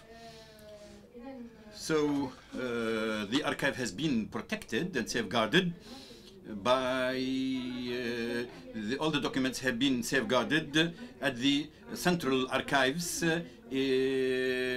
along with all the attached documents, once equally they are digitalized, and an agenda, electronic agenda, and list of these files have been equally established, we equally have the data which will enable us, as it had done in the past. It will help us in the future to know where the paper file are cited exactly in order to access the information. So we have also an archive of the collected files. They have been preserved to preserve and to safeguard all the files received by the TDC, whether they are documents received from other institutions following an email from the TDC, or which are received from individuals from the TDC headquarters. As a matter of fact, the paper collective archive, although it is quite big, relatively it remains very small in comparison with the digital archive, because the collection of all these files of the dictatorship, we have actually digitalized all the files. As a matter of fact, we do not receive the documents. The archivists will move to the site or to the institution, the presidency, the national archives, any other ministry, any other governorates. We would move there. We would digitalize the concerned documents. We would examine them, sift them, and we see, whatever could serve the work of the TDC, we would digitalize it. I would like to underscore that. Then we have set up a mirror system for the protection, a mirror system in order to preserve those documents even when they are taken outside the archive. So also we have make sure that no one who is not allowed will have access to these documents. We equally work on protecting the documents from all types of disasters. So the archive workers were eager to protect these archives. We equally facilitated the use of the data. With regard, we protected the archives. In addition to this, we facilitated the use of the information by digitalizing the information files and complaints. Because this is due to, we digitalize equally all the documents, the paper documents that we received, and we use digitalization, and this will facilitate the work of the researchers, or the work of the researchers in the future. We equally adopted our administration. Also had a clear description, used the RCVD software in order to manage or to facilitate accurate research. In other terms, when in the future, for instance, during the work of the TDC and after and post TDC, our aspiration was that when the researcher comes to us and would like to look for an information or a file, he has so many mechanisms that he can use. There is the name of the individual, there is the geographic location, the date, there is equally keywords that he can use. There is also the title of the file. It suffices you to enter or to key in one of these, and then you will have access to the electronic file, and you will have the physical address of the file. In other terms, when he wants to examine the file physically, he will be told that it will be in the file X or Y. He can give. He will say the number is, for example, 1881, and I would like to look at the paper, and he can have indeed access thanks to this application and software. So there is also what we call we facilitate the use of the archives, and then we prepare it, or with the stage for removing it or transferring it to another place. So we transferred them from the regional office in 1980. It ended until we have a unit of checking the information. It collected all the documents which has, and they were preserved in some archives, and we had created some storehouses to preserve these documents. And in addition to this, we prepared the electronic agenda and lists clarifying or relating to each individual document, and they became tables of transfers in order to pave the way for the transfer to other places. I'm talking about only about 2018 here. The documents that we have in our TDC offices started, the collection work started, but for me, unfortunately, I left at the end of October 2018, and when I left the offices, or the collection operation has not started yet. I'd like to say that the memory is jeopardized. We have not really, the audiovisual has not been archived. This includes the confidential secret hearing sessions. They have not been archived. They have not been described in a way that could, or integrated in a way that, you need the RCVD, the application, which will facilitate access to the information, and they have not been transferred to the National Archives. This is as far as I knew. And until the moment I left, and here I'm not speaking about in my capacity of director, but about a researcher in history. Until the time I left, I connected the national. I contacted the National Archives, and they told me that they do not have these audiovisual documents, which will lead to the difficulty of using its content. At least for the time being, the digital archives has not been transferred to the National Archives, and therefore cannot be used or cannot be tapped in an efficient and efficacious way. Why? Because the digital archive, as I said, has been downloaded using the various applications, mainly the complaint management application, so that when you have the access to the application, you can search using the name, geographical location, a given city or the government, to see how many violations were perpetrated, or for example, how many cases of torture. It will give you the list, the number of files, and you can access the files whether digitally or hard copy. If, for instance, the paper documents are the National Archives, it will be impossible for the researcher to carry out any search or research operation. The collective digital archive, which we said essentially it should be digitalized, it's a compulsory. And if it is copied in the form of paper, it loses its capacity, and there will be no room for holding all this number of papers. So the digital archives have not been transferred to the National Archives, and nobody so far has been able to tap it.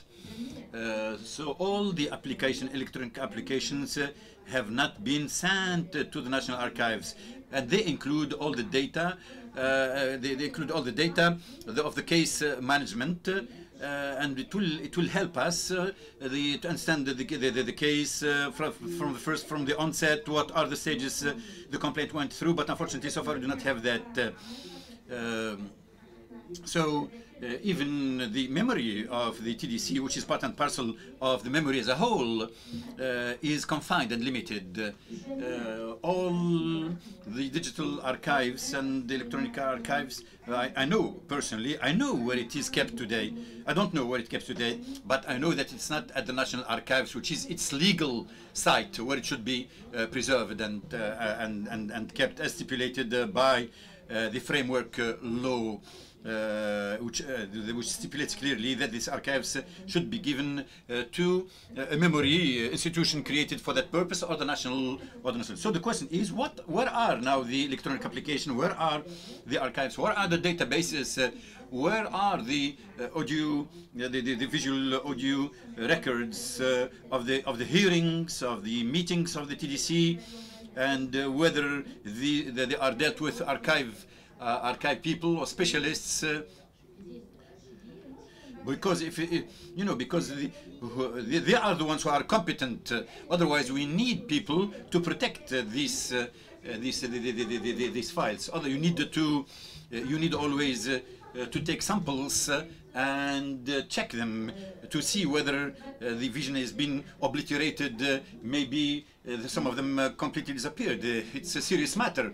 These are international standards that have to be observed. The international standards stipulate that every year you have to carry out an oversight and checking operation. Who's using them? Who's keeping them? Where is the hard disk, for instance? So far for me things are blurred. For me, this remains an important question mark, and red question mark, the memory is really seriously jeopardized and threatened. So how can the Dignity Fund have access to these files, in particular the case management application? If the the Dignity Fund, when it wants to use for example, we have reports of harm. Some of them, for example, their social situation and health situation required immediate intervention, urgent intervention by the emergency unit. So if they have a decision of reparation, and it's clear, which clearly stipulates that such an amount must be paid up due to the harm it underwent. So if this money, he received part of it during the urgent emergency intervention, there is no doubt this will be deducted from the total amount, and therefore the Dignity Fund must be aware and cognizant of this information.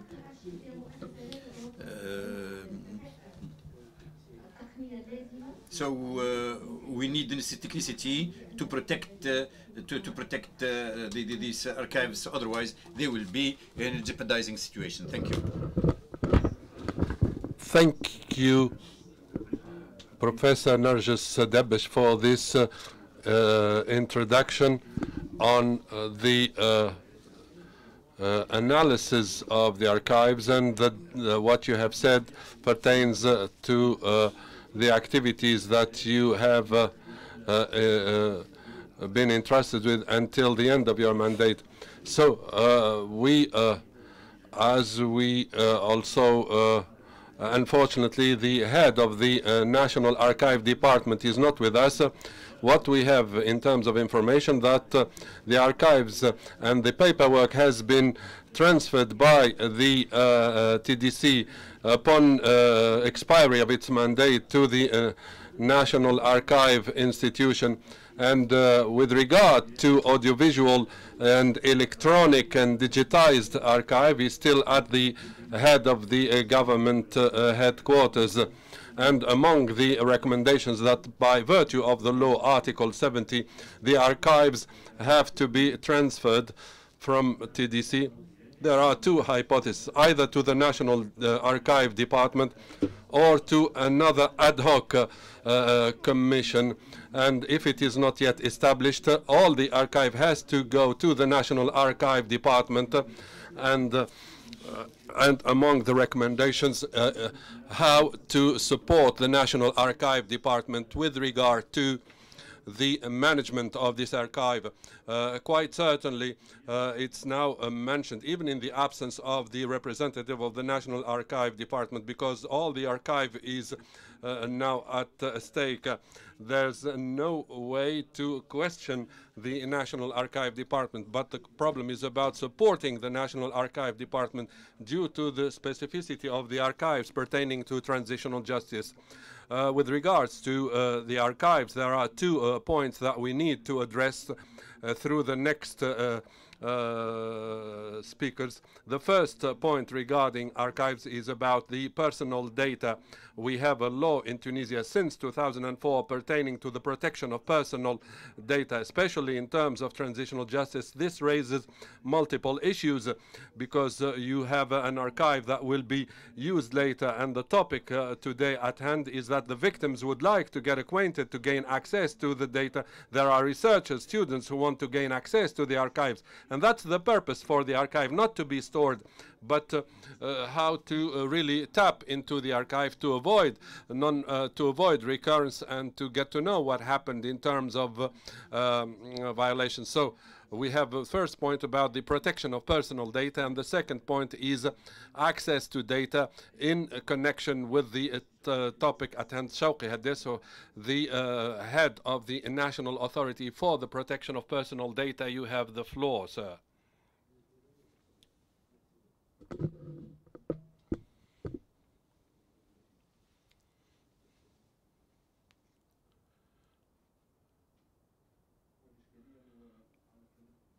Hello, everyone.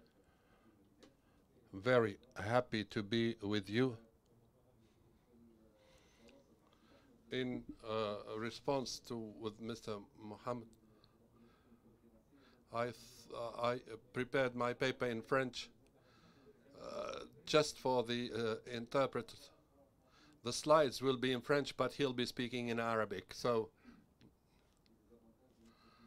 that's the advantage of being bilingual and trilingual in Tunis. The problem raised, I'm really astonished at what I've just heard. And I got even more astonished when I heard that some of the paper documents were referred to the National Archive and other papers were not. As an expert in the management of personal data, I don't distinguish between paper and electronic documents. Both are of the same value, and this raises a clear problem here, is how, in such a situation, how to protect personal data of persons like the victims. In this situation, and as we deal with the archives, the remembrance is based on how we sustain in time these archives and these documents, paper or digitized documents. And in order to understand how to deal with remembrance in the future, we have to look back in what we have done before. And this is my personal opinion. Regardless of my quality as the head of the National Authority for the Protection of Personal Data, the work done by the Truth and Dignity Commission has to be assessed. And at this level, and at the level of the protection of personal data, there are many loopholes, and that need to be avoided in the future, regardless of the institution that will be entrusted with these documents. These errors and mistakes should not happen again. What happened first, we should not forget that what incorporated transitional justice is the organic law of 2013. In its second article, which is an article in principle, it provided, or it stipulated, and I'll try to translate, that the truth-seeking has to be based on two points. The preservation of human dignity, that is a decisive and a definite and a defining principle. And the second item, without, of course, prejudice to the personal data of the individual. So the entire process of transitional justice, and tomorrow when we deal with remembrance, we have to keep in mind these two principles: the preservation of human dignity, and that's the goal, and that's the, if you like, one of the purposes behind the revolution. And the second item is the protection of personal data. What we did with TDC, we kind of overlooked this article. Why do I say that? As a head of the National Authority for the Protection of Personal Data, I talked with the president of TDC, and I told her that if we consider Article 2, which is the basis for transitional justice, you should not affect personal data. This brings you back to an organic law, Law 63 of 2004. So that considers the protection of personal data with the 6 items involved in this article. So she heard me, but we didn't do anything since our meeting.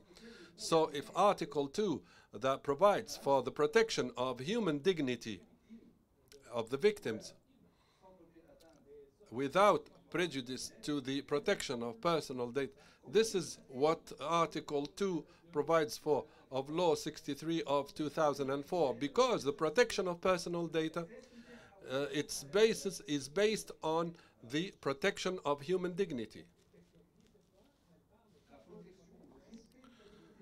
Respect of human dignity. So we have the same concern, and it is consecrated in these articles of both laws. So normally we should have worked jointly and we should have consulted with each other. The entire work during the era of TDC was based on hostility. And this was visible in almost every activity. That's why I'm really concerned about remembrance and memorialization tomorrow. As an evidence for not protecting personal data is what happened through TDC. When I saw this communique of TDC, I must tell you the truth, I couldn't really sleep comfortably at night. On the 19th of March 2019, there was a communique by TDC saying our information system has been compromised and all the data has disappeared and has been erased. But we have a safeguarded copy, and in a short period of time the system has been recovered. Is this the problem? Is this a problem about the restart of the system? Well, it would have been worse if we didn't have that system of safeguard. But so the person that erased that got a copy and obtained a copy. And the problem of Shawqi in this is that he's a legal expert and a computer expert. So the person who erased the information got a copy. It means that all the personal data of these victims are at large. And what about the protection of personal data? What about the protection of the human dignity of those people who came forward and who told their stories to the TDC? That's the real issue, and this is not me. This is what was mentioned in the substance of the communique. That was in the newspapers. This is a real problem. So in the future, my problem is how to secure all of these documents, even though I know there's a copy that is wandering around somewhere. For these reasons, TDC had to really, there was an opinion request from the Ministry of Health, and TDC is really in bad situation. We gave our opinion, which we consider as an historic opinion, opinion 151. Very soon there will be a collection of all the opinions of TDC, more than 500 pages. This should be published. The Ministry of Health requested the opinion of our authority for the protection of personal data. TDC, within it, by virtue of its mandate, is requesting the archives of forensic medicine. Do we give it the archives or not? The answer of the authority after a 3-hour session, what was the answer? The authority the commission has the right and is entitled to access to all departments of the state without any limitations. But the article is very clear in terms of the protection of personal data. Personal data shall not be referred to anyone except for persons who are able to protect them, and in accordance with law number 63 of 2004, that TDC is not able to protect the personal data in its possession. So which means that it is not qualified to gain access to the files requested.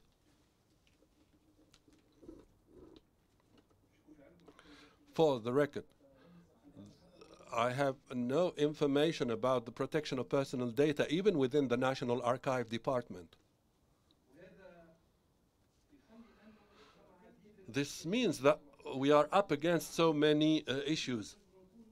But we could not stand against the process of transitional justice. We just provided our opinion. We let TDC do its work until the expiry of its mandate. What does the law says? The organic law in Article 24 provides when an official dealing with the processing of information, when this official is no longer processing the data, anyone responsible for personal data in nationwide, when that person ends the processing mission or task, that person is required by law to inform the national authority for the protection of personal data 3 months before expiry of his or her mandate. Because the only authority that decides what to do with the data is the National Authority for the Protection of Personal Data. Go back to the provisions. We sent correspondence to TDC, and as usual, there was no reply whatsoever. What did we do? We proceeded as per the tools at hand. We informed the public prosecutor in charge of the blatant violation by TDC, an intentional violation by TDC, and the case is still in progress at the state police. This is about the protection of personal data. This is what we need to think about when we protect personal data. These data and these archives have to be entrusted to institutions able and qualified to protect personal data. And there are regulations. They are not difficult. This is no rocket science. These rules are available in the law, and I'll try to be concise here. What are the standards? I chose the 4 main rules or standards. And I'm talking based, of course, I will refer to both TDC and the National Archive Department. First and foremost, the first legal obligation, we need to carry out preemptive procedures by TDC to establish that there is a system for the protection of personal data. Hence, thereafter, obtaining a resolution by TDC, which Siem Ben Sedrine refused to do in 2016. Secondly, to secure the data, what does it mean? It means I cannot find a communique by the National Archive Department that someone stole or erased the data. To securing the documents is bound by rules. Even Siem Ben Sedrine cannot secure the data 100%. We need to make a security audit that TDC declined to do, which is binding by law 2004, but law number 5 also binds her to do so. Secondly, if I am in possession of sensitive data, I have to carry out risk studies. Because when I have a system that is covered online, all the pirates will just go after it. They would probably tamper with it. And they use it for blackmailing, probably, and to affect people's dignity. So we need to secure the data because the responsibility goes on the shoulder of those in charge of processing the data. And the 2019 communique was a testament that TDC was not up to the task. Third, when, of course, memory is not for myself. It will be published. It will be available for researchers. So what am I going to do with the personal data? The rule. And there is no other rule but the rule. To conceal the identity. And anonymity, total anonymity. So I take all the data and remove personal names and anything that would lead to the identity, and then I can an open go procedure and we can publish it without limit, because we don't know who that person is, and that is the most important. Anonymity. This was my piece of advice that I gave to cembre in 2016. I told her that the data system has to be anonymous, and so if you put a file in a drawer with the real names of the persons, that is adventurous, that is risky. We should not digitize it. You cannot protect it if you publish it online. So my words fell upon deaf ears. And I hope Mr. Jaled can hear what I'm saying, because just to conclude, we should keep in mind that these documents can be accessed by any research. It's a raw material that the researchers use, but we should not overlook the victims. The victims that are at the core of these documents, part of their lives, if it's not their own, their entire life. And among the fundamental rights for the protection of personal data is known by two expressions, and that you find in all the laws for the protection of personal data: the right to access. The right to access.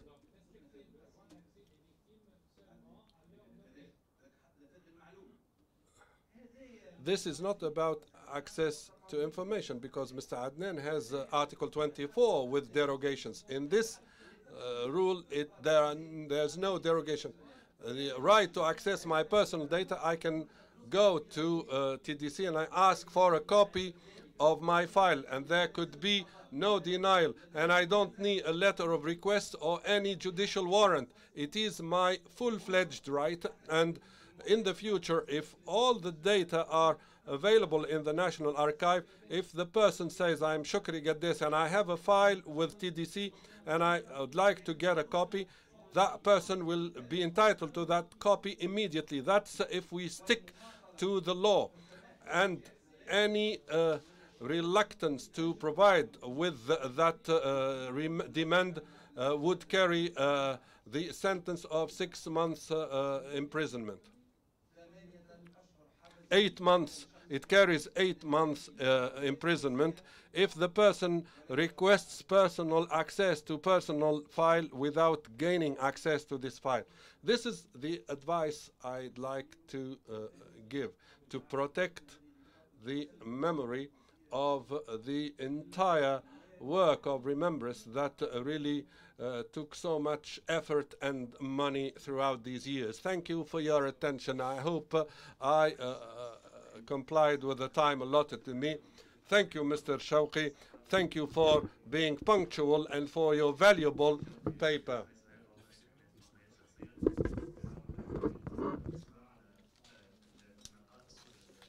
So he tried to deal with legal issues which are prevailing now, especially he spoke about some shortcomings which drew a blow against the Tdc work.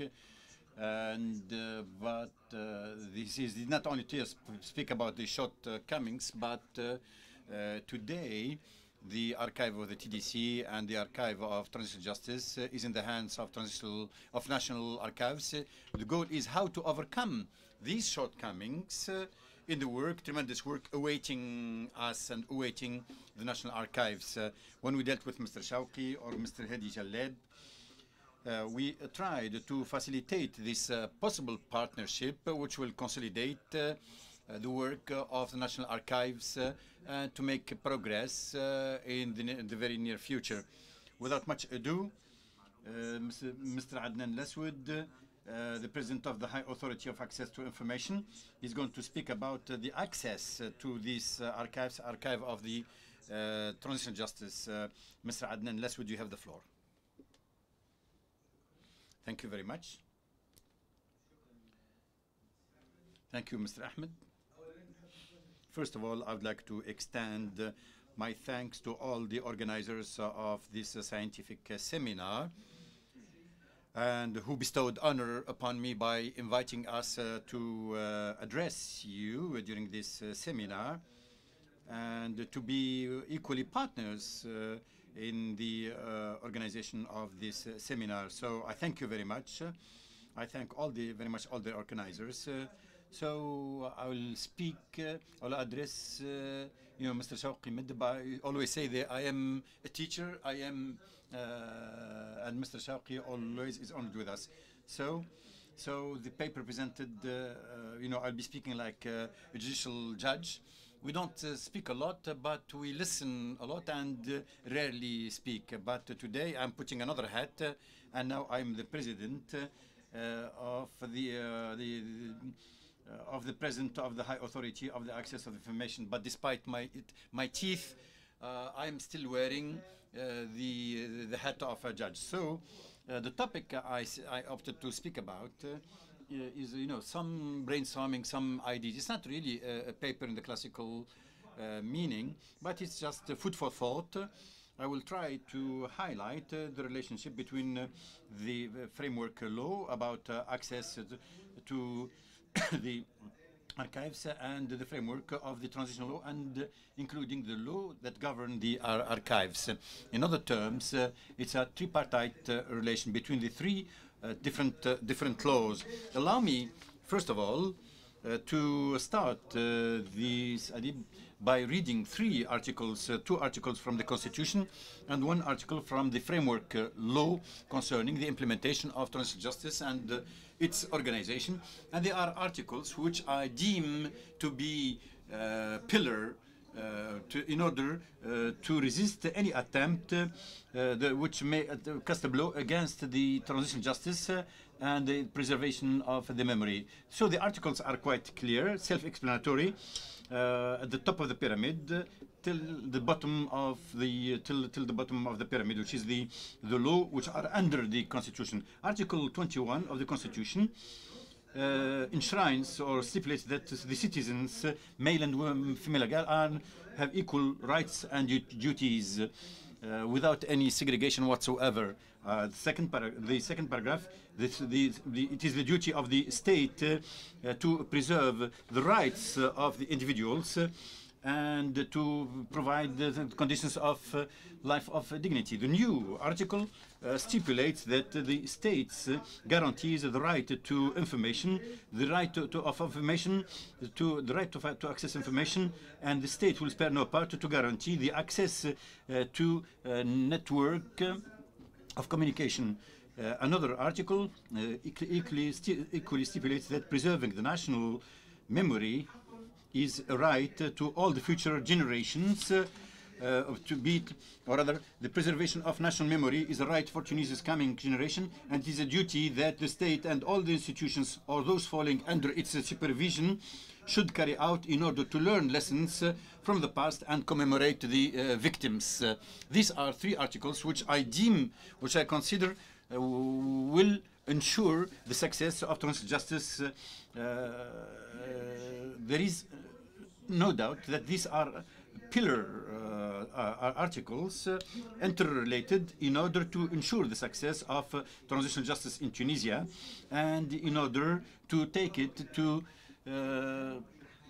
it's also a commitment or result-based commitment, and a commitment to achieve some results by the Tunisian government. And I firmly believe that we have no other option and no other choice. It's an obligation which is binding upon the state to achieve tangible results.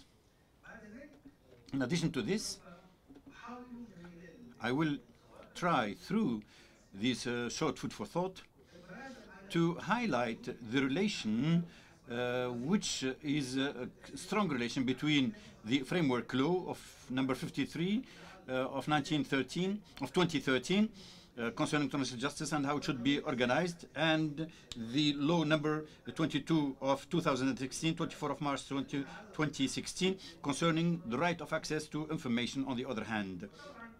And the common denominator or factor between the two texts and in the framework of this relation is the content or the guarantees that are provided by the two texts, at least theoretically speaking, in order to ensure or to complete the success of transitional justice, or at least the stages that have not been achieved in order to preserve the national memory, and to guarantee the non-recurrence of serious violations of the dictatorship regime.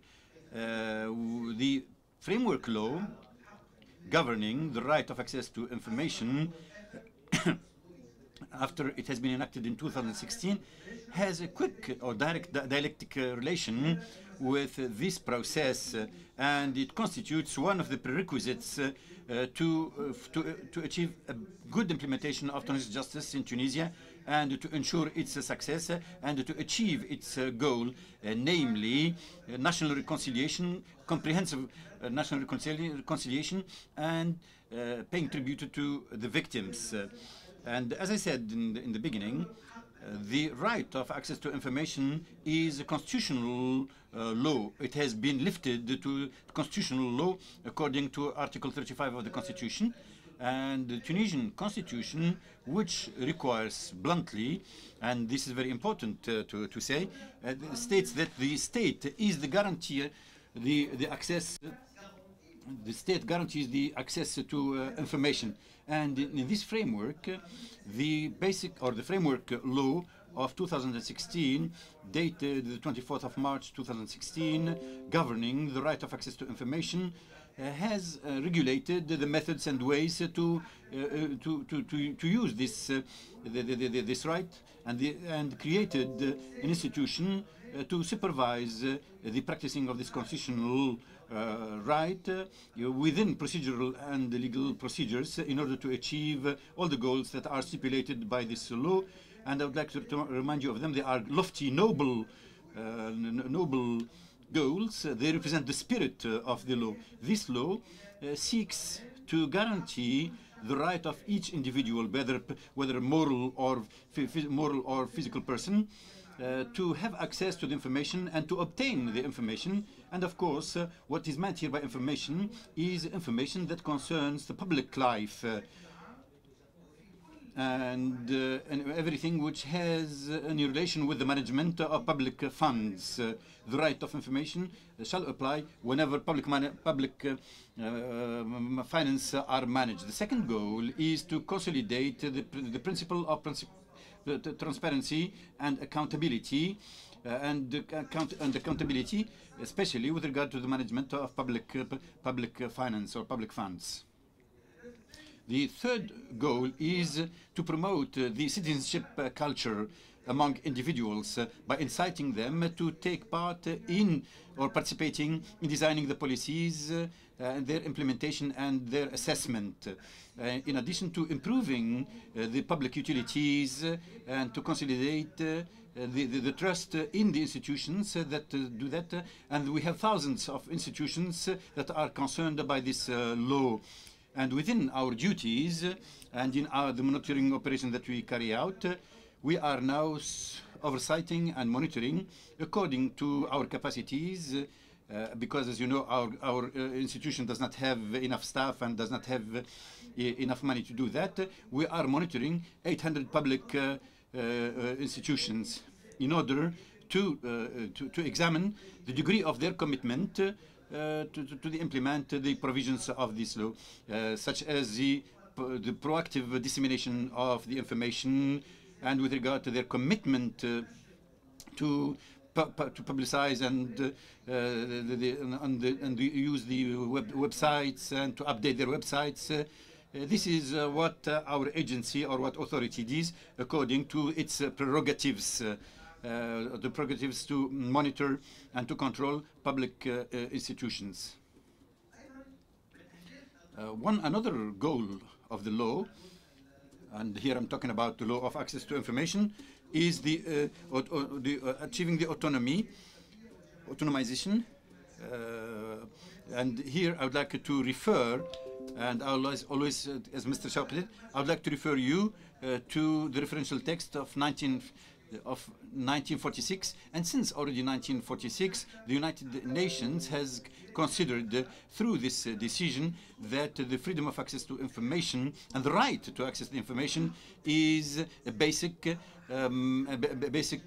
right, and it is the cornerstone of all the liberties defended by the United Nations since 1946 or 56.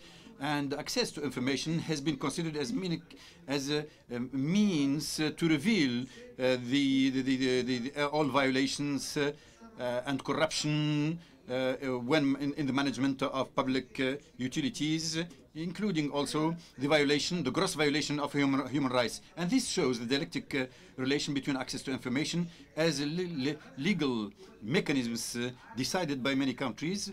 In many countries, that we have about 140 countries which have laws that govern and that guarantees access to information. I think about 130 countries and 140 countries. The Tunisian law is classified 13 or ranks 13 according to the United Nations, according to the UNESCO. So internationally, Tunisia ranks 13th, which means that we have the international standards to guarantee access to the information, be it from the procedural way or from legal, judicial point of view and from the institutional point of view. Here I'm talking about the setting up of an independent authority to preserve and to guarantee these rights and the implementation of a person in charge of this operation and whose duty is to receive the complaints about access to information. And so I said this shows the dialectic relation between access to information as a judiciary decision to preserve the national memory and to avoid any recurrence of violations. Because we have several cases, and I will mention them. They were published. They were dealing with the IVD archives or the transferred TDC archive transferred to the Prime Ministry. We have 18 cases that have been published. 18 have been dealt with, decided upon, and 4 are still underway.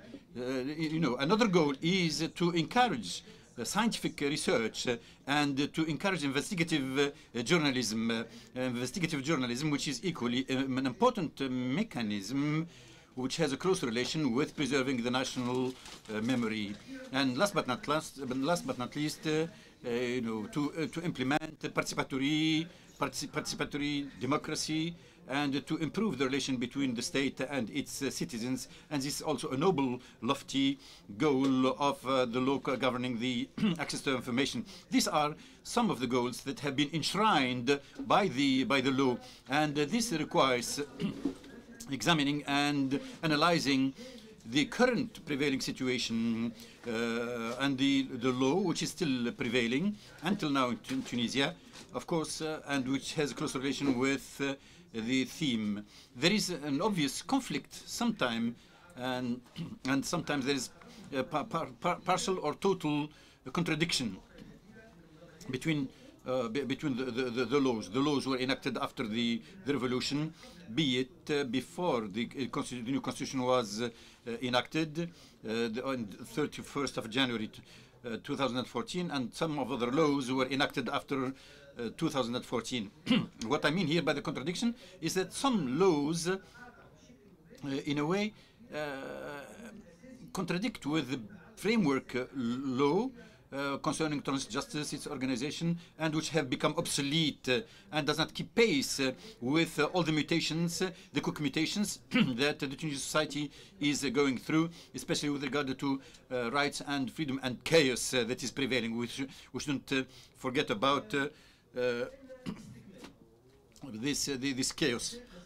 The goal is to implement transitional justice with all its facets, such as finding proof and evidence, reconceiving truth, working on accountability in order to preserve the national memory. And this is closely related, and we all agree on this, this is closely related and linked to the archive law. That is why I was hoping that Mr. Hedi were here with us, so that I was actually wanted to give him this hot potato to speak about, because I know there are some people who are against the archiving law. So I was hoping that there would be interactive discussion concerning this archiving law. So, as I said, this is closely linked to the archiving law, because dealing with the archive of the TDC will undoubtedly be done through the legal framework, the prevailing one, which is, that is to say, number 95 of the year to 1988. I don't know whether this law has not been amended or changed so far after all the mutations and the new constitution and the mutation that Tunisia is going through, and in the light of international conventions that Tunisia is part to. So we have a law of 1988 governing the archive. So according to me, and according to the opinion of many people concerned about transitional justice, I firmly believe that the current law, archiving law, is one of the main handicap and stumbling block to ensure the success of transitional justice the way we wish it and hope it, and in the way it has been decided, and according to constitutive legislator through the framework law of 1913 governing the implementation of transitional justice, and its organization. And despite the fact that the documents that constitute the archive are collected according to the provision of the first article of the law that I mentioned, the provisions are quite clear, and the provision stipulates that the documents are collected for the benefit of general public, to meet the needs of the management and scientific research, and to prove the rights of individuals. This is the ultimate goal of collecting the documents. One of the goals is to prove the rights of individuals. But what has been noticed, as far as we are concerned, of course, and what has been recorded, is that a large number of the victims of despotism and tyranny are still suffering the ordeals of difficulties, various difficulties, and refusal by some authorities with regard to their requests, with regard to access to information and access to the documents that concern them personally. They do not want to access other people's documents, but their own documents, and which are available in among the documents collected by the TDC, which were sent to the Prime Ministry, and then the second stage were sent to the National Archives. With regard to the paper archives, and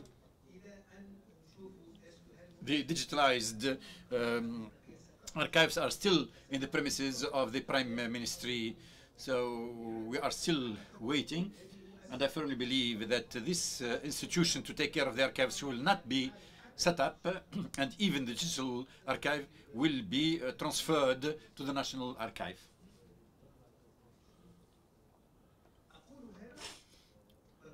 I'm saying this despite the fact that these victims, as I said before, have legal texts, clear legal texts.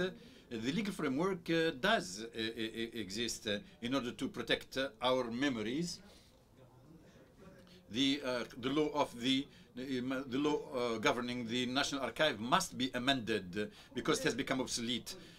Because, as I said, these victims, as I said before, have legal texts and decisions about the rights, and supposedly they must be allowed flawlessly to obtain their rights and to have access to all documents and information they are entitled to, regardless of their forms, which they desperately need in order to preserve their rights. And in the court cases, now they have cases which are published in the specialized chambers, and you know, they are in deadlock because they lack certain documents which must be added to these files, and so far they have not been managed to obtain them. So what shall they do? they are cognizant that this and that their documents are in the hands of the Prime Minister, and then they have been transferred to the National Archives. They know very well that these documents do exist. And we received applications, and we have received appeals also against the decision refusing access to information with regard to their right. We have cases that have been published. So once again, I would like to remind you of the provision of Article 32, which made of the state and clearly the best guarantee of access to information. And I would like to remind you of the provision of the other law dated 2016 concerning access to information, which stipulated in its first article that the goal is to ensure and to guarantee the right of every individual or moral person. And this article underscores what follows. It underscores the right to access to information. This is equally stipulated in Article 4. It says that depositing the documents, including the information to which one has the right of access to, according to the explanation of this law, does not go against having access to it. In other terms, this is in total contradiction with the provisions of the archiving law. You know, the basic law, the framework law of access to information is a framework. It's a framework law. Organic. And it's an organic law which enshrined in the Constitution, whereas a lower status law, which has become, as I said, completely obsolete, you know, which is part of the past. So, of course, but there are some exceptions provided for by the law. There are some exceptions, such as the obligation to protect individual information, the prerequisites of security, national defense, also intellectual property rights, and you know, also other cases where concerning national defense exceptions. This is provided for by Article 24, governing access to information. And this in this article, Article 4 of the framework organic law of access to the information, as you notice, allows, or makes of access as a general rule with some exception. Access can be done according to the law, even after they have been deposited at the National Archives, let alone if the matter concerns an application to obtain individual personal files. They are talking about access to their own files, not to other people. No, they are talking here about having access to their own documents, because there are documents, necessary documents, which must be included to the files, which are deposited at the course, special chambers. I would like to reiterate, this is very important. Having access is very easy. So when we receive complaints or requests concerning the appeal against a decision denying them access to information,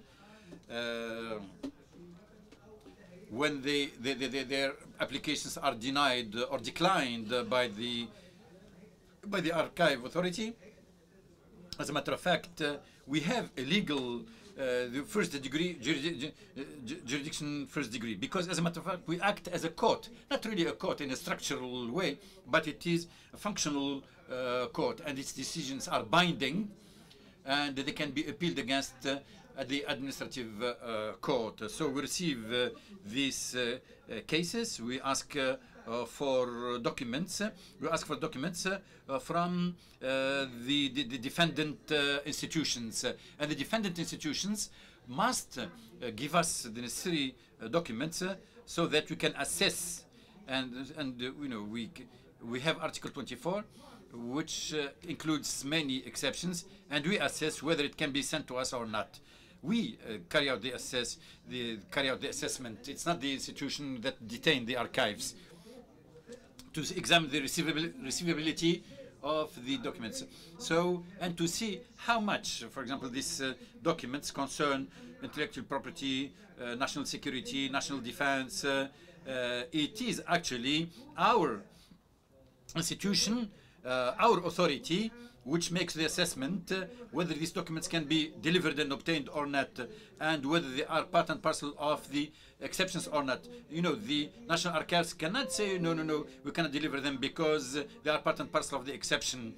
No, they must give them to us, and then we will make the assessment whether it can be communicated or not.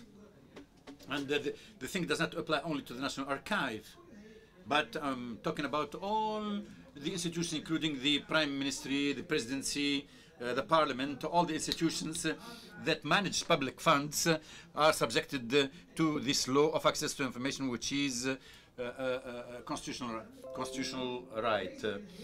And it's not up to these public institutions to make the assessment and decide whether these documents can be communicated or not.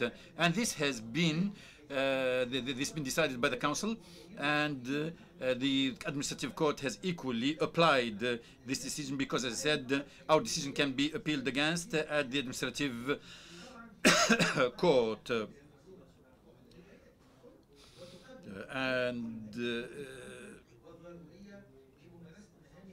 So all the institutions are required to help the authority on access to information to facilitate its work, and this include providing the high authority with the requested document object of the request, and then the high authority will actually explain its position.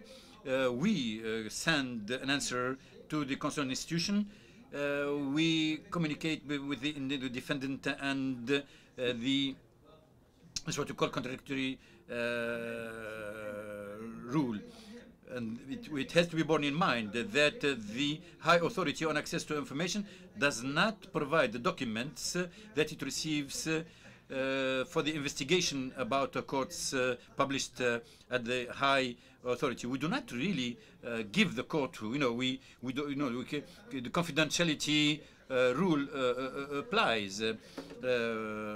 Whether we decide to accept the case or reject it, our role, the role of the high authority, is to accept or to reject the application.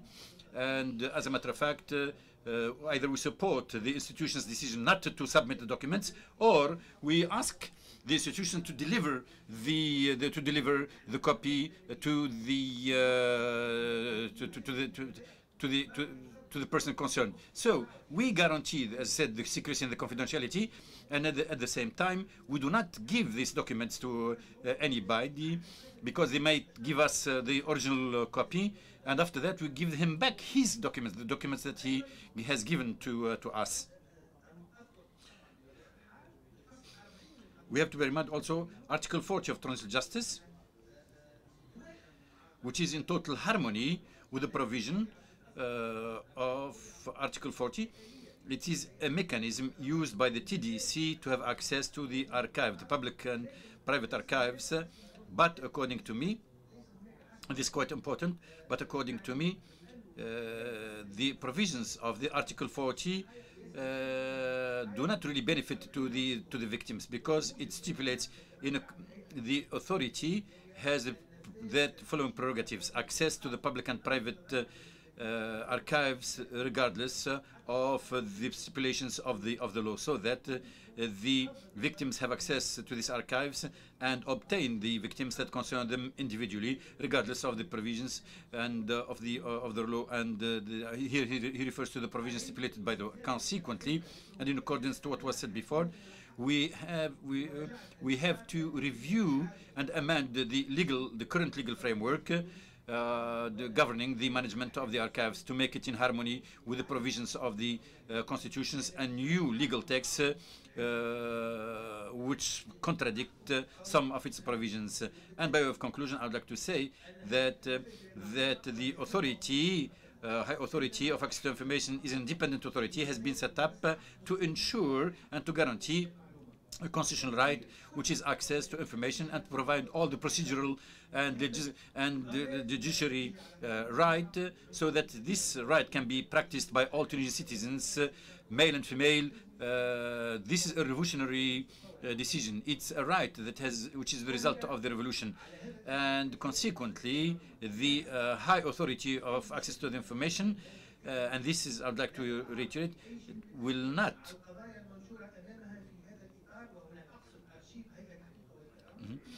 And we do not deal with the cases. We do not involve any politics. We do not deal with these files on the basis of political reasons.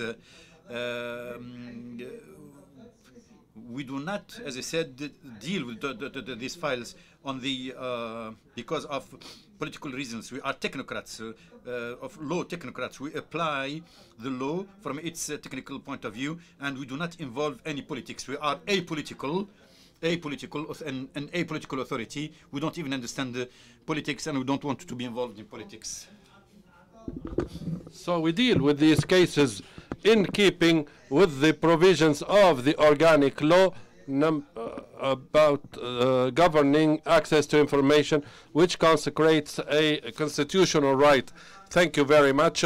With regards to the figures, I wanted to give you 11 cases. We have 18 lawsuits, either in connection with TDC before it ends its mandate, or in connection with the National Archive. 11 of these lawsuits have been disposed, and we issued resolutions of admission or rejection. 6 are pending. The documents that we requested, 30 more.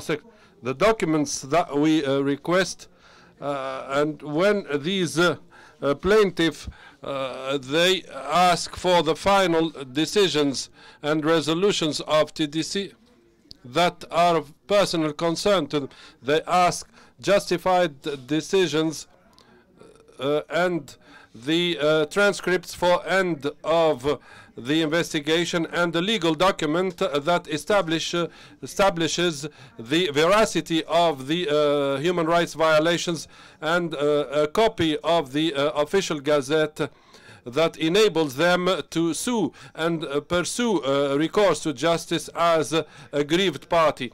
These are the kind of cases that we intake and that we adjudicate as a court.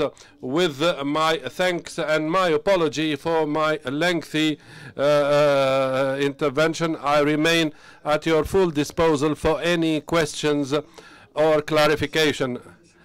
Thank you very much, Mr. Adnan Al-Aswad, the head of the Authority for Access to Information. This is quite a valuable paper. We wish we could have it in writing to share it with the participants. Mr. Adnan, in addition to the task of your authority, in addition to the statistics provided to us, to the cases in process, probably there's a need to review the legal framework in this regard. We now hand over to the expert Romain Le Dauphin, who is chargé of project. Romain, you have the floor. Can you hear me well? Good afternoon, good evening.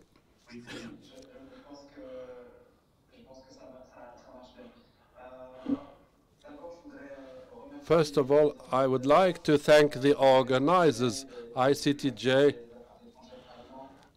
the UNDP, and the Office of the High Commission for Human Rights.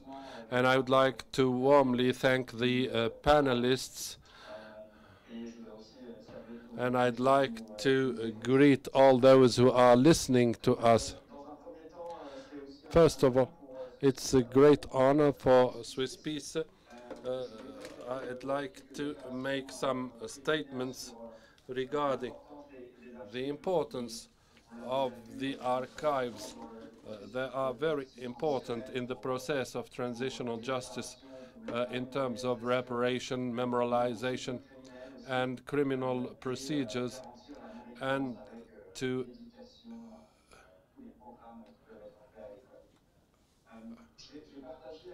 I will share with you a presentation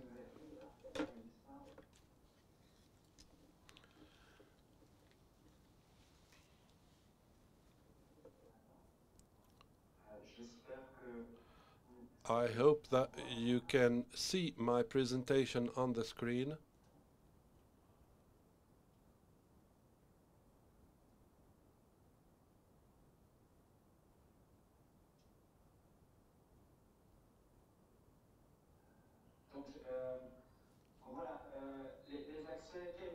What kind of access to the Tdc Archives? There could be different kinds of access. I wanted to remind Swiss Peace why in Swiss Peace we would like to really have information to proceed. We supported TDC in February in 2015, and throughout the mandate of TDC, we coached TDC in terms of the strategy and access to information for the mapping of archives and the research for the and support on thematic issues on memory, gender, the preservation, access and use of archives, and the issue of reparation. And our support was concluded in 2018 on the audiovisual archives, and it was used by my colleague Dabesh previously. I would like to greet her today. We had the pleasure to work with her and to work with Mr. Dijelam, with Mr. Adel Maizi, who will be present with us tomorrow. I will go quickly on TDC Archives. I think Narges has presented that at length about the TDC Archives. These archives exist. They are available. Something else mentioned, this defining moment at the expiry of TDC mandate, the transfer of these archives. It has been mentioned that this memory is under threat. It is also a memory that exploded at different levels, because these archives now at the National Archive Department and the audiovisual recordings are at the presidency.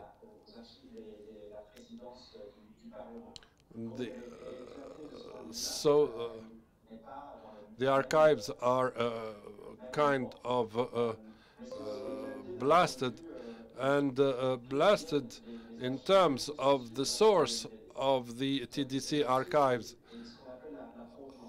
That is the source of these documents that constitute TDC archives.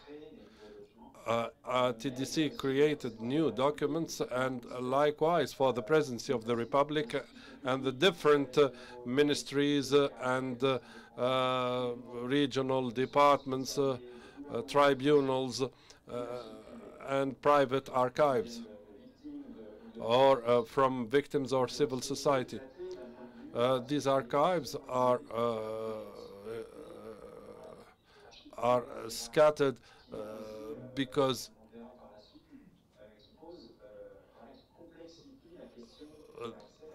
these archives make it even more complex in terms of access to them and to the certain files.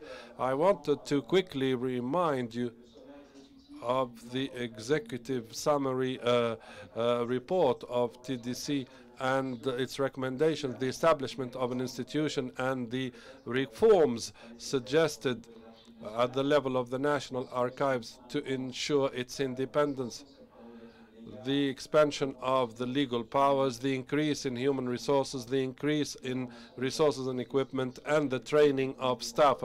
These are the recommendations included in the final report. I will go quickly on the legal framework. The panelists who preceded me covered it at length. I just wanted the organic law of 2013 that makes a reference to the preservation but stops short of explicitly referring to access, which is something I'd like to bounce back on. The preservation. Do we keep the archives in a box without providing access? This is an issue about the organic law. There's no emphasis on access for the victims. And I'll ask my colleagues to mention something about the organic law, but access is not guaranteed. According to law number 1988 that was mentioned by my predecessor, I'd like to say what the law says about national public archives. At the level of communication and access, what are the deadlines? For the time being, we have Article 15, 16, and 17 regarding access deadline, 30 years to be classical, and 60 years. And I don't want to go back on the different clauses regarding the protection of confidential and personal data. There's also 100 years. Also information of medical nature. Article 17 provides for derogations. This provides a framework, 1988, which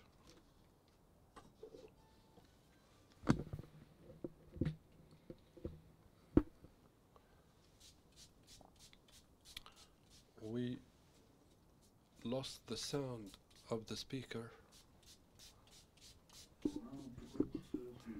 Romain, we seem to have lost communication and connection with you.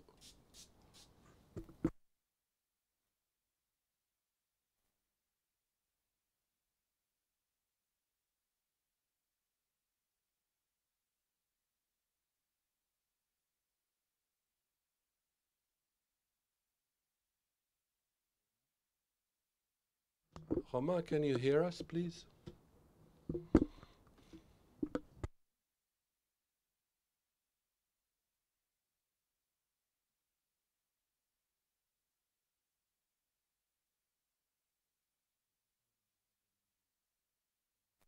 Let's try to re-establish the sound.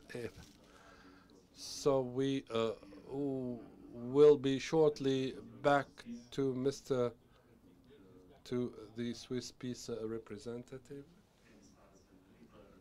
He was referring to the legal framework governing the Tunisian system with regard to the archive law and the deadlines which pose a real issue regarding transitional justice, 30, 60, and 100 years for the statutes of limitation.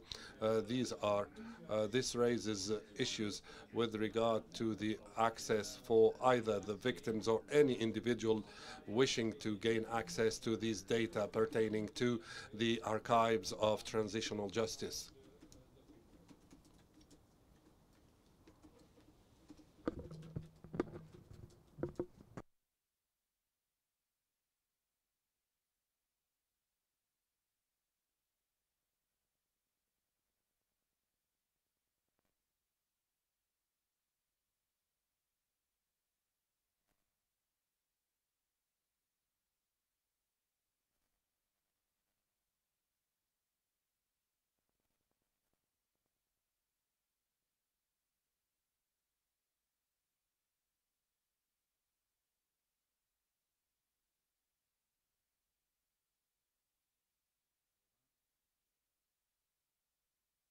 Omar, are you still with us?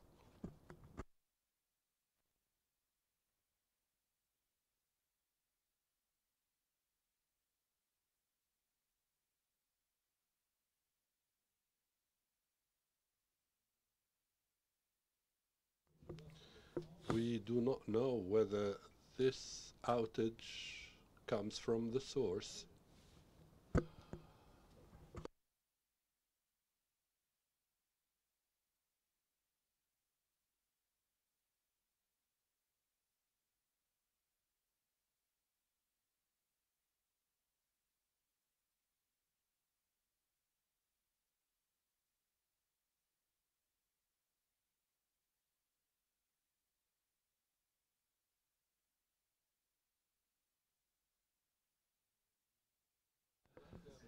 The issues pertaining to access to archives, as Mr. Adnan Leswood previously said, in the future, there are 18 cases that have been filed at the Authority for Access to Information. All victims are entitled by virtue of the right to access information. The second issue, in addition to the victims themselves who are entitled to gain access to the files that they submitted to the Truth and Dignity Commission under its mandate, this is an important issue. It's very important for other parties, be it associations, natural persons, or legal entities. They are entitled to gain access to these data. This raises the issue of the protection of personal data pertaining to the victims. This is also, we need to remove the personal data and submit these data and publish these data with due regard to the international standards in this respect. I wonder whether Romain is going to get back to us or whether he is still disconnected.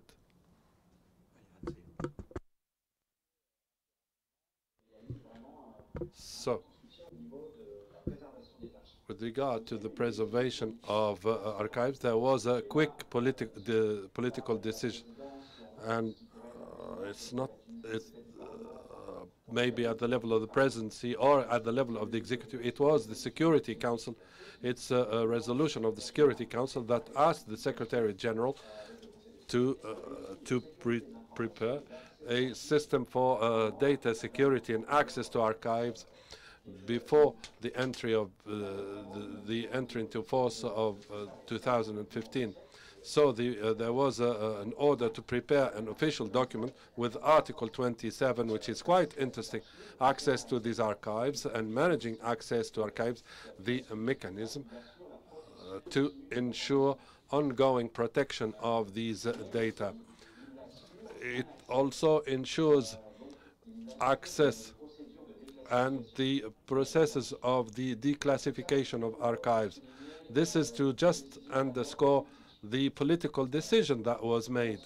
And then after the political decision, it's a regulatory document at the level of the institution that will be entrusted with it was the official mechanism, which was later the National Archive Department, and a regulatory document that tries to resolve so many issues, which is access policy to the document that was created in 2017, which combines the political decision of 2010 and the fulfillment on the ground. So it was created in 2017 and it was revised in 2019. And it grants, it gives the scope of application, and it defines the responsibilities, how the different institutions are represented that are present here in the panel could be involved in this process that breaks down access to classified and non-classified documents, the request procedures, the processing procedures for these applications to provide a framework for the National Archives Department, and the procedures that was mentioned by my colleague, the management procedures and the declassification procedures. This is an important public document that can be found online, a news page, and that provides for the main principles. Once this document is drafted, then we move on to the implementation. Who will implement? These are the archivists who will digitize the documents and will describe the documents. There was 15 staff entrusted, and hence the need for human resources.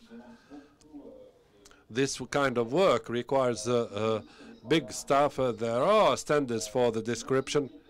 The activities of qualification that were mentioned, the activities that take so much time. Since 2012, TPI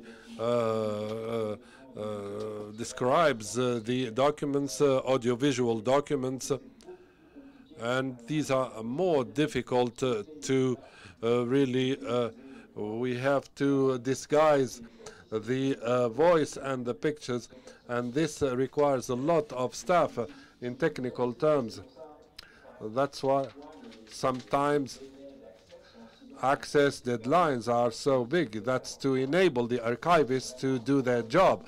And this is a meticulous, really painstaking work, and it requires so much time to conceal and to disguise the picture and to modify the voice. Therefore, we need these staff to be really qualified. So I gave some examples, some testimonies in black. The name, of course, has been removed. On your right, you have faces that have been scrambled. This is just to ensure that these people cannot be recognized with disguised faces. This is what the UN is doing with a lot of technical and financial support. That's about a 10-year work that they are trying to conceal the identity and the disguise the pictures. Hence the importance of the work that needs to be done. At the level of the archivists, so we need to set up some reading rooms where people could come, and that's very important, with computers to ensure access in due time and to help researchers. It's also with the establishment of database with research engine. We have the database of TPIR where we could conduct in-depth research with metadata and descriptions. This requires a lot of work as well. And the archivist is there to do some kind of cultural mediation and to tap into the content of the archives so that the archives do not remain stored, and to ensure they are used. The establishment of exhibition and within the framework of transitional justice, to invite people who need to get acquainted with the history, the school pupils, or these activities are entrusted to the archivists. I gave you 3 examples of virtual exhibitions, with one that is focused on the role of the position of children that are available online. The archivist has a crucial role in this relationship. He is the one who has the keys, and he has to have regulations and rules on how to share information with users and how to ensure that the users can have as many tools as possible, and to ensure that the users are not too dependent, to grant access according to well-established rules, could inform the users through clear-cut and transparent rules. And the role of the user is to conduct research thanks to tools. The users could be the victims, historians, journalists, or any citizen. Access is important. Anyone who is interested could have archive and could have a means to gain access to the archives. So the users depend on the archivist. This interface between the archive and the users. We could also provide training to train users how to search for information, how to find information that may be of interest, and to conclude, to provide an international framework. What are the international standards? There are principles, of course, that have been defined by the International Council of Archivists, and these principles are quite clear. It's the right, public right to access archives. As my predecessor has explained, the institutions are bound to really advertise these archives, not to leave them in the boxes, and to ensure that there are closed archives. So while maintaining the confidentiality of these archives are confidential, are classified, they are locked, but you may request them by means of derogation, and that's for the sake of the transparency of a democracy. The corrective approach is very important, the remedial approach, to provide information on these restrictions, to make sure that these instructions are very clear. It's very important for people to know. These are the just and equitable reasons we need to inform the people.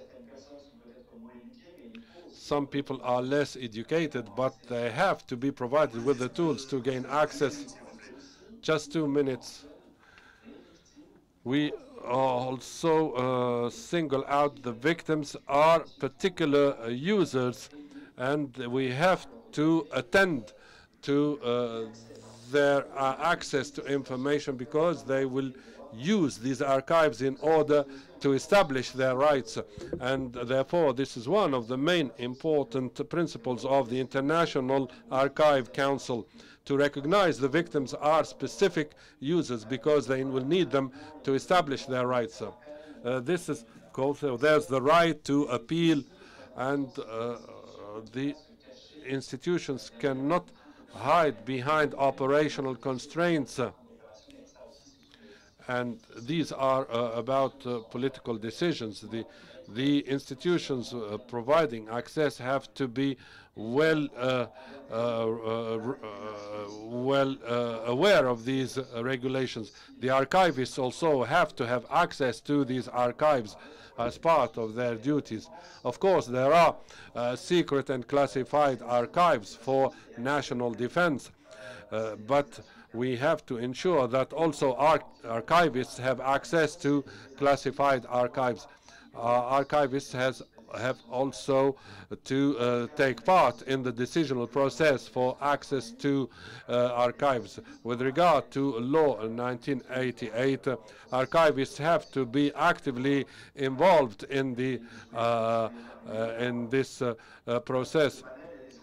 I'd like to conclude, and I'd like to thank Mr. Ahmed Alwi for the High Commission for setting up this panel. And we have to keep this balance between transparency and the protection of witnesses and data. And this is no easy thing to do. It requires a lot of work. And I hope that the International Criminal Court for Rwanda was a good example that would give us good ideas for the next steps. I remain available. It was my honor to coach TDC. A new step starts now with the archives of TDC. We are available to coach Tunisia in this on this level, and I thank you for your attention. Thank you. Thank you, Mr. Omar Dauphin, the expert, for your valuable paper. Now, we're lagging behind the schedule, and we have the final session. If you allow me, if you have maybe one question or two, very short questions, so that we can move ahead and tackle the next session, which will be monitored by Ms. Nadia Ismail. Hi,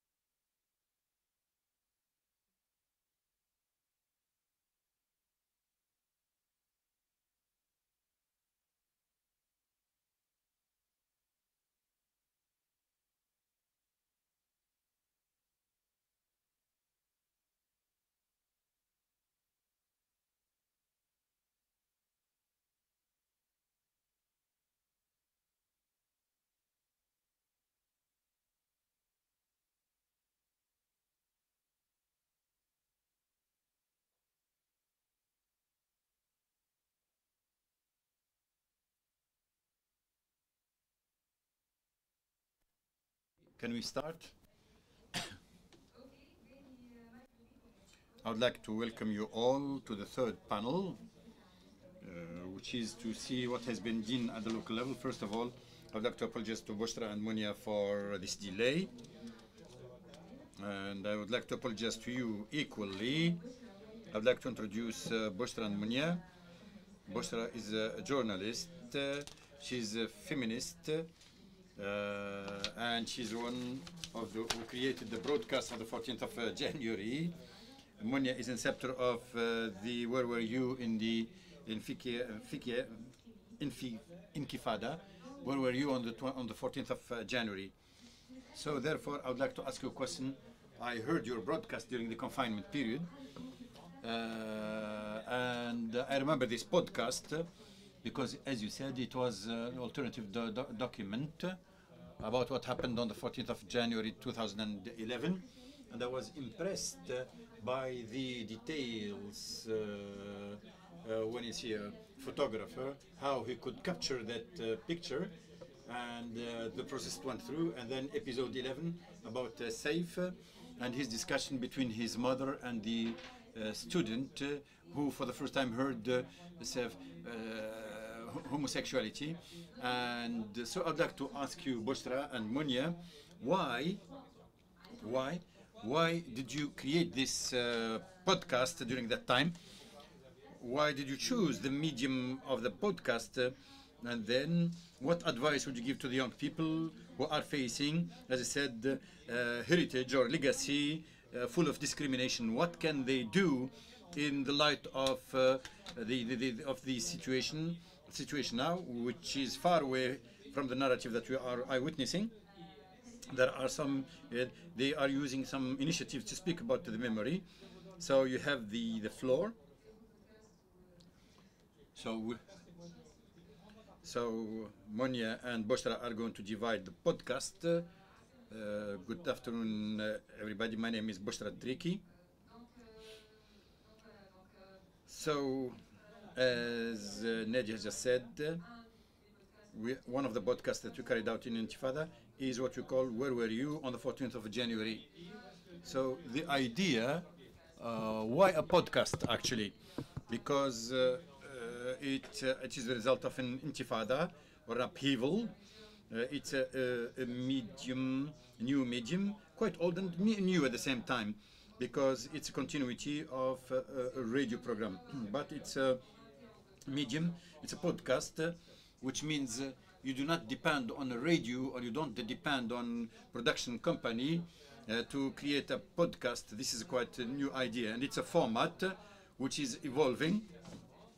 I think there are hundreds of podcasts in the world, hundreds of thousands, and it allows you to act in an intimate way and to go deep into topics, and sometimes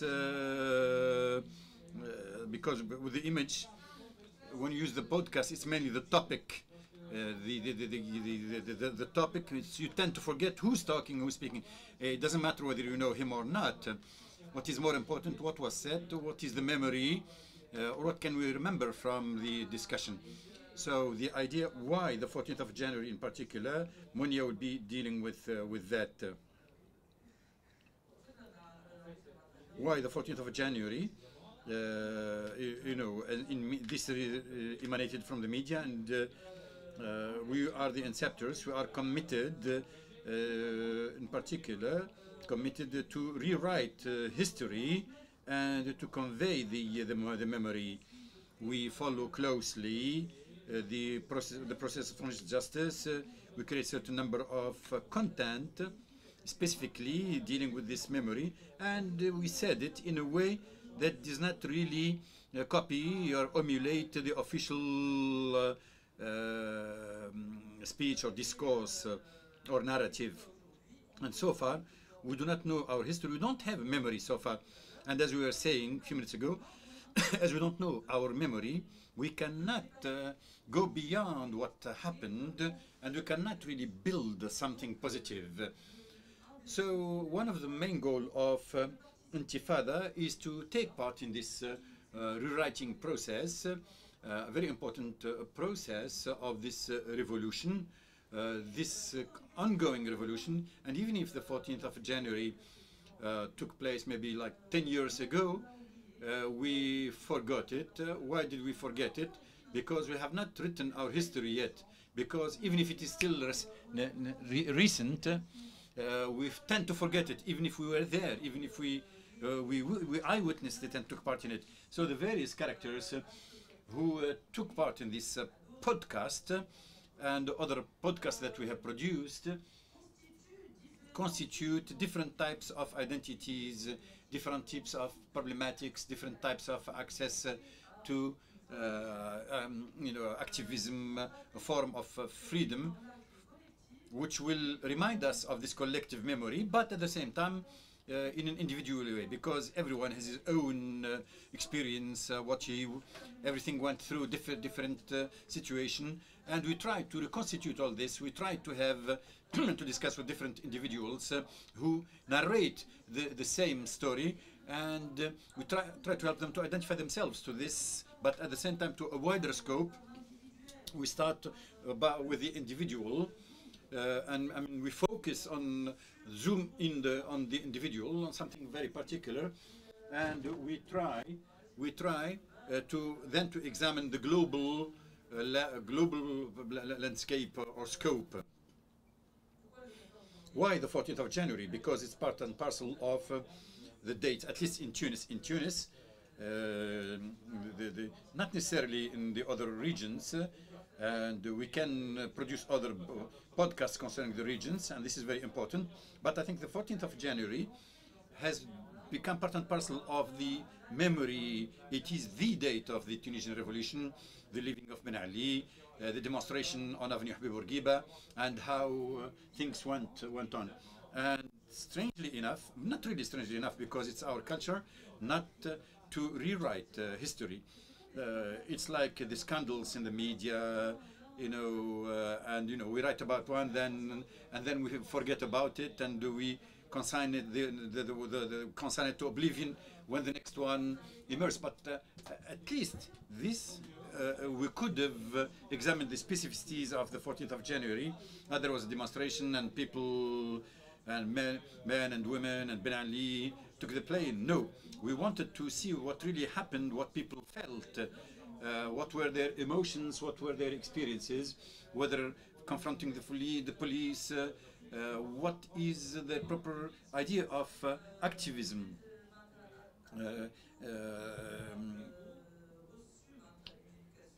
The people receive, for example, a feminist education, but at the same time they learn to fight. It is, you know, it's an experience.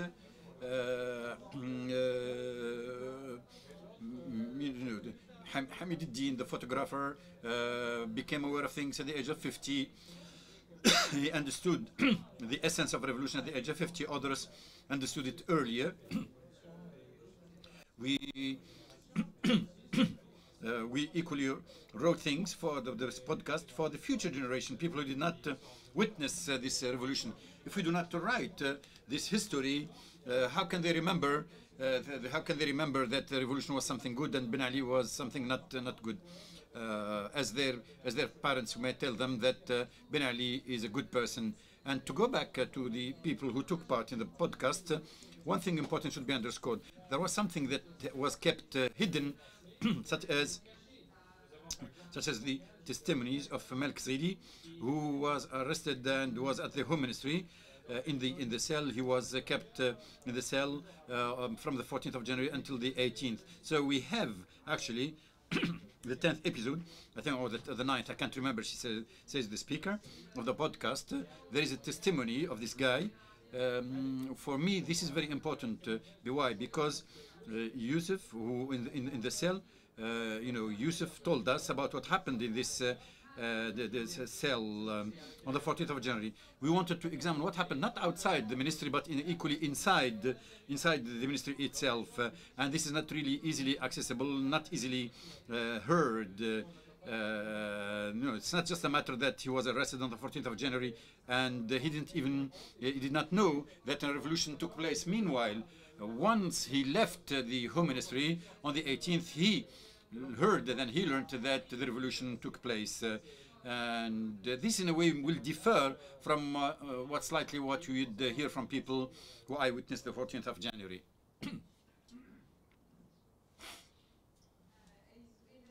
The second question concerns the young people. What would you advise the young people? I think I said it, I will repeat it again. It's a heavy burden, a heavy task. You know, how can we tell or how can we help the young people learn about the past? I think this is part of your podcast. What advice would you give to the young to be part and parcel and to understand deeply this revolution and not to have a superficial knowledge of the revolution?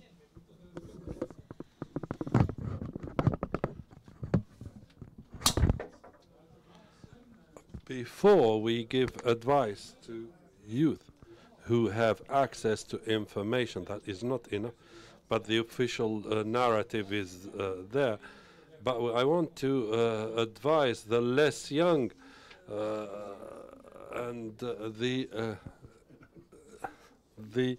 those who have continued this absence of memory. Today we don't have memory because of the previous generations. We did not give access to information under the dictatorship.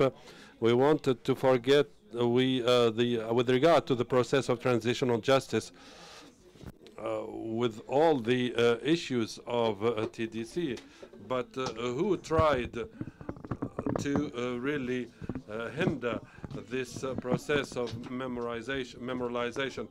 These are the ancient representatives of the former power, but less so for the youth.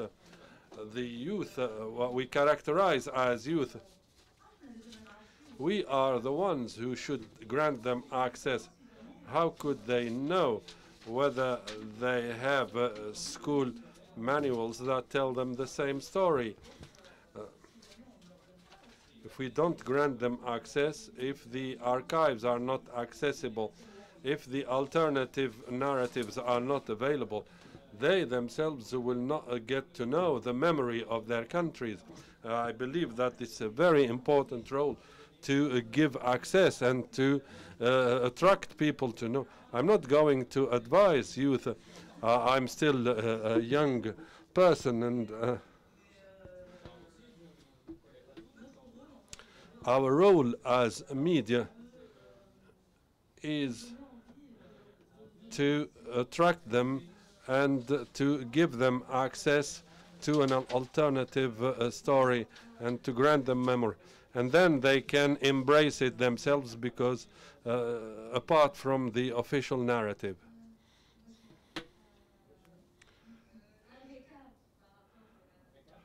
A recap. I'd like to concur with Monia. It's very difficult to blame a generation. Please stick to one language, either Arabic or French, for the sake of interpretation. I cannot blame the young or the current generation or the generation after that is not interested in what happened in our history, but I can blame our own generation and the previous generation who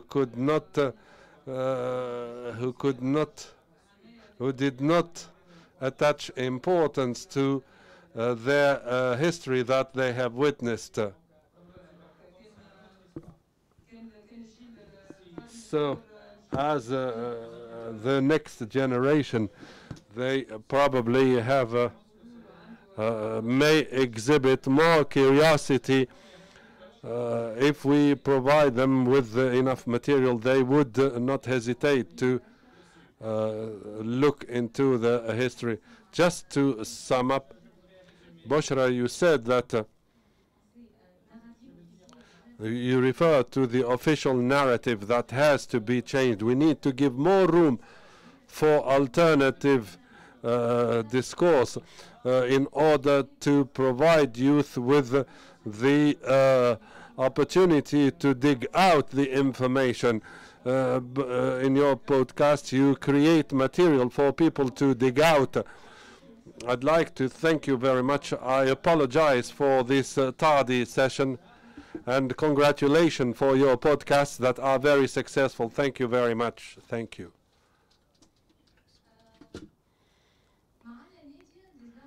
Is Nadia with us? Nadia Ben Yusuf?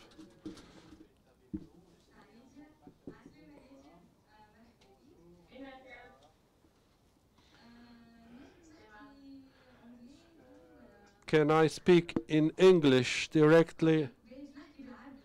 So I will speak in Arabic. I wonder whether you have heard Bushra and Monia talking about their podcast. Where were you on the 14th of January? And this podcast contains alternative documentation on what happened on that day. I just wanted to build on what's been said. We need to provide room for youth to find alternative stories or facts on what happened after the revolution. So I'd like to ask you, as an advocacy director and as a person who has witnessed a very personal event, and that event is also a national event, that you are the grandchildren, the granddaughter of Ben Yusuf. How did you manage to deal with that event, with the legacy of Saleh Ben Yusuf, and how you have learned to reconcile with that fact, which is both personal and national news? I wonder whether you got my question.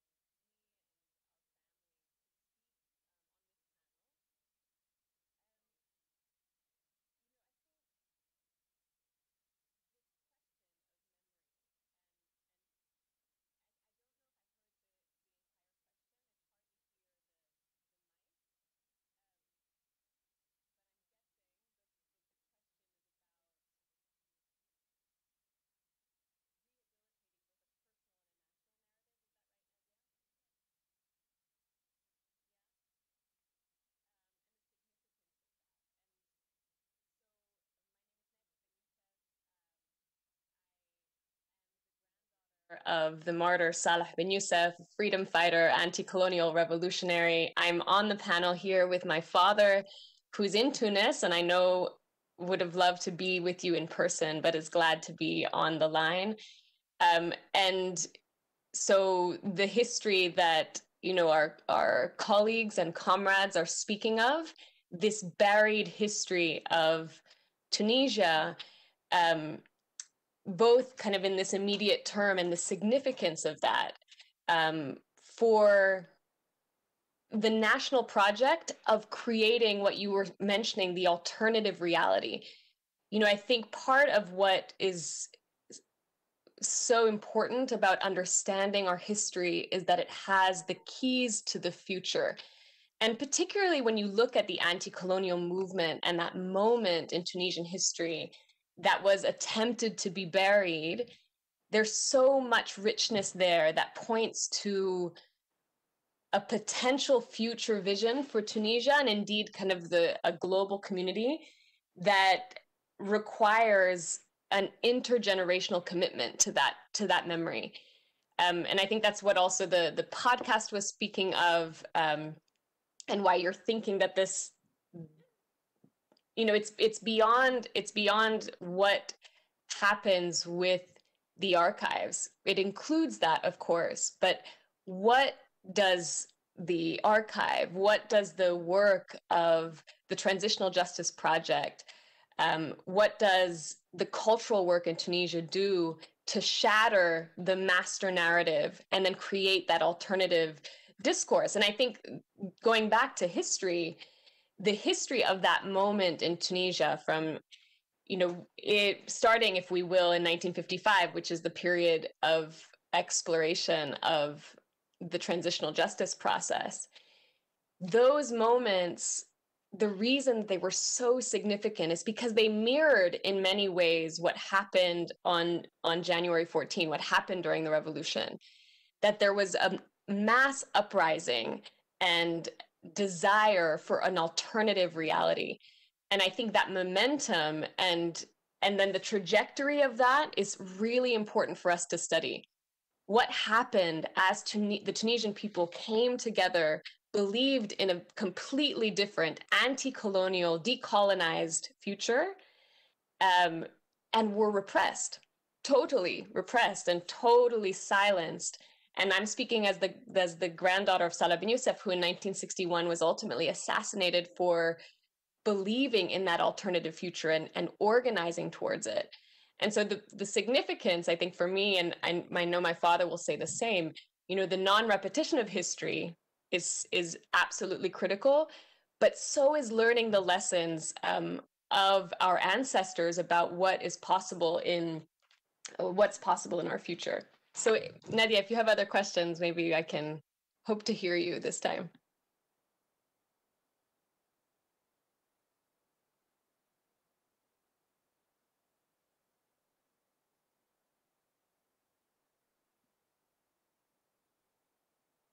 Second question, to build on what you've just said.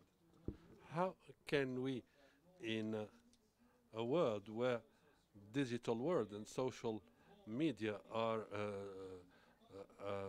taking too much importance, so you as someone working on advocacy, how can we invite people or youth to use this space to speak about memory, about the past?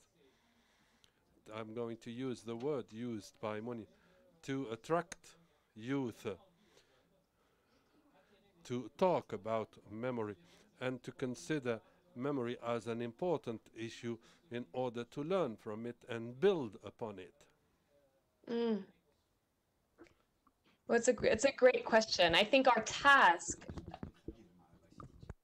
as advocates is to make justice irresistible, to make that alternative reality where human dignity is protected, where human rights are preserved and guaranteed, where everyone lives in the fullness of themselves with everything that they need to live healthy and fulfilling lives. where we dismantle a hierarchy of human life.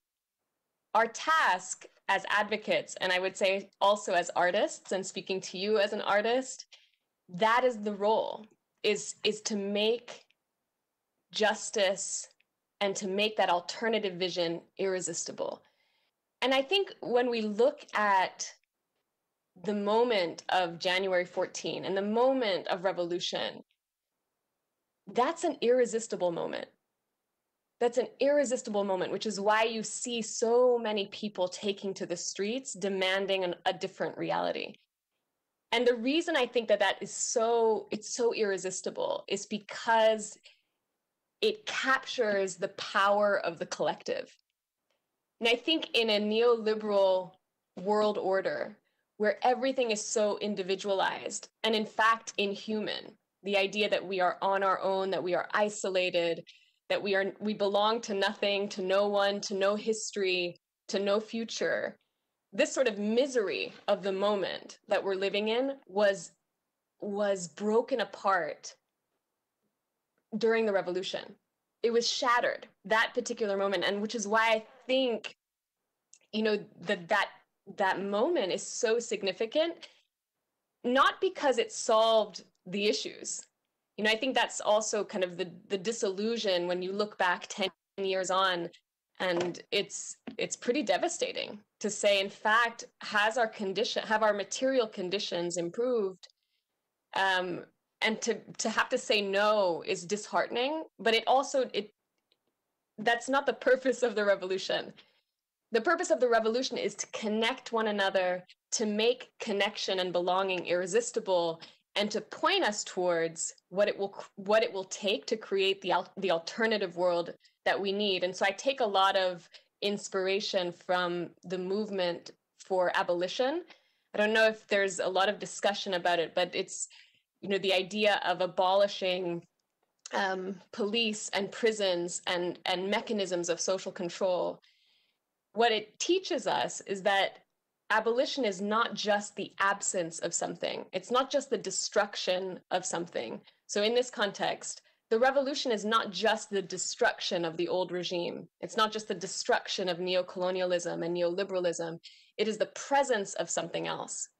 Abolition and revolution requires the presence of something else. And I think when you look at history, particularly this anti-colonial history, there was a serious effort to build the alternative. And that was what was so threatening to the powerful, which is why so many of those leaders, so many people in the Yusufis movement were disappeared, were tortured, were silenced, were killed, because they were building at the same time as they were destroying. They were destroying colonialism and they were building global solidarity. They were building an alternative world order. And I think that's what we learned from history.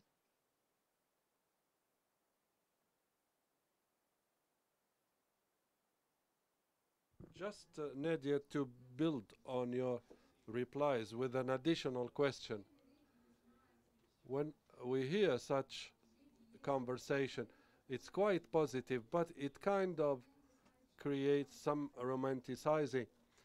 How to strike a balance between romanticizing what we would like to do and romanticizing the impact of the 14th of January that we made a revolution, how to ensure that that remains available and that our actions remain realistic in terms of memory and creating alternative space. Can we really strike this balance? Can you provide your opinion regarding this idea, or any advice you can provide in this regard? Thank you.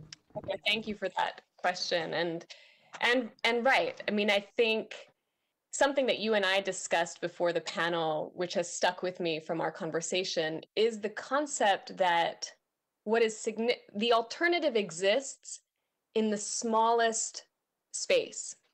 There's a quote, there's an idea that small is all. Small is everything, right? When you're creating social change, it's not that it's an incremental piece, but it's the small experiences of liberation, the small experiences of reworking memory. So I think all of the initiatives that are part of this panel, individual initiatives, national initiatives, small attempts to create an alternative infrastructure, an alternative memory, that's where I think you can stay romantic, because that really is that's the special part of the actual practice of revolution. So revolution is not an event. Revolution is a structure. Revolution is a practice. And we're in constant revolution. We're in constant becoming and constant bettering.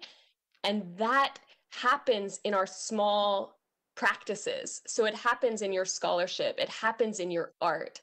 It happens in your community. So if you look at the destruction of the coronavirus in Tunisia and elsewhere in the world, the alternative to that was mutual aid programs, small neighborhood programs where we were taking care of each other.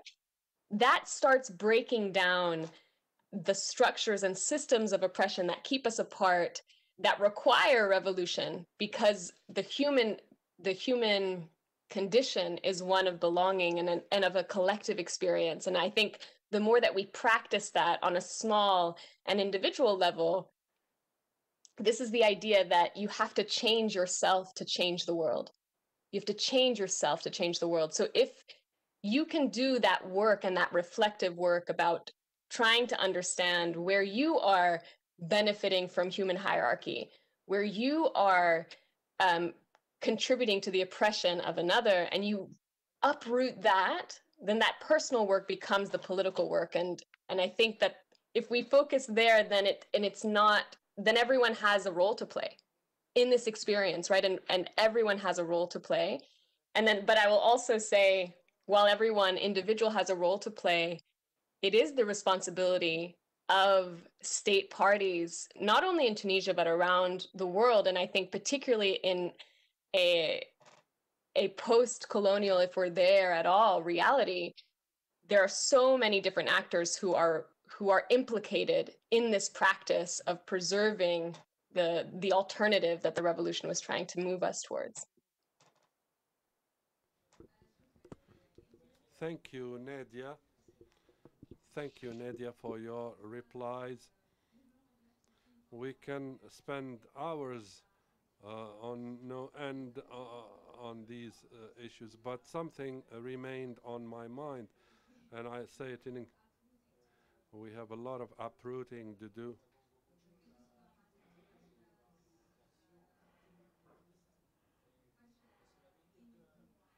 At various levels, at the national or local levels,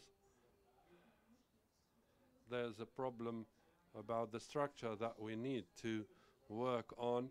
That's why, with regard to remembrance, we have to work at a small level, but at the same time it has to be connected to the national level. We have to have this interplay between the individual and the collective to achieve results. Just to conclude, I now move on to Mr. Lutfi, who is still with us, and happy that he's accepted our invitation. We're running out of time. I'd like to ask Mr. Lutfi concisely if he could comment on what Nadia has just said, and if he could give his opinion regarding the post-revolution remembrance perspective, and what the efforts should be deployed and exerted to improve the landscape in Tunisia. Thank you very much for accepting the invitation, Mr. Lutfi. Well, je vais parler en français si ça vous dérange. I'll speak in French if possible. Please go ahead. Oui, merci pour l'invitation. Thank you for the invitation. I am definitely, je suis très heureux de suivre ma fille dans cette conversation. Happy to be involved in this discussion. Et j'en suis très fier. And I'm equally proud. Son grand-père Salah Ben Youssef serait aussi très fier d'avoir une petite Salah Ben Youssef would be proud to have a granddaughter like you, Nadia. J'aimerais juste dire que I'd like to say que ce qui se passe maintenant en Tunisie dans le cadre de la justice traditionnelle est quand même quelque chose de très positif qui pour arriver à connaître l'histoire de la Tunisie et surtout en ce qui nous concerne, en ce qui me concerne personnellement, en ce qui concerne le drame que la famille de Salah a vécu. Nous souhaitons que ce qui s'est passé comme assassinat politique de Salah Ben Youssef pour résoudre un problème de différends politiques ne se répète plus jamais en Tunisie et dans les pays du tiers-monde. Je suis aussi très fier de l'action de Salah Ben Youssef dans les années 50, qui quand même a été un des premiers dirigeants mondiaux à parler de la solidarité du tiers-monde et le combat contre le néocolonialisme, qui est quelque chose qui continue jusqu'à maintenant, parce que le colonialisme et le néo-impérialisme sont là autour de nous, qui nous commandent, et l'action que Salah Ben Youssef et ses compagnons, incluant Mehdi Ben Barka, Thomas Sankara, Ahmed Ben Bella, Nasser, Tito, tout cela,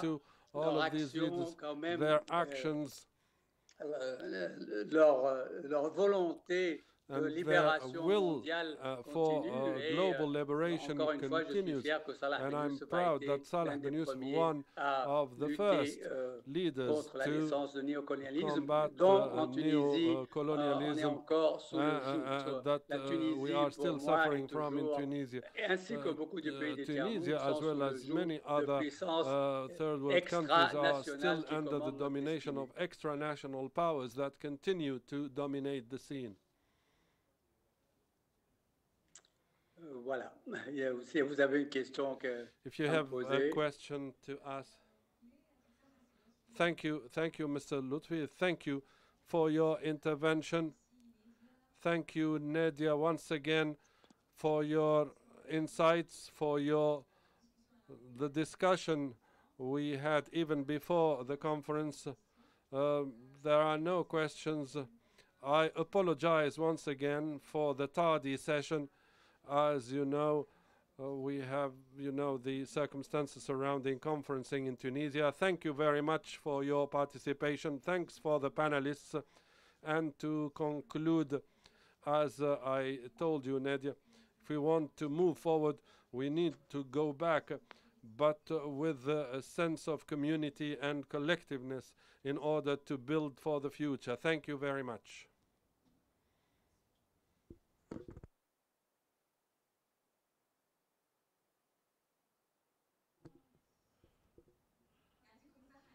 Thank you, everyone, and good evening, everyone.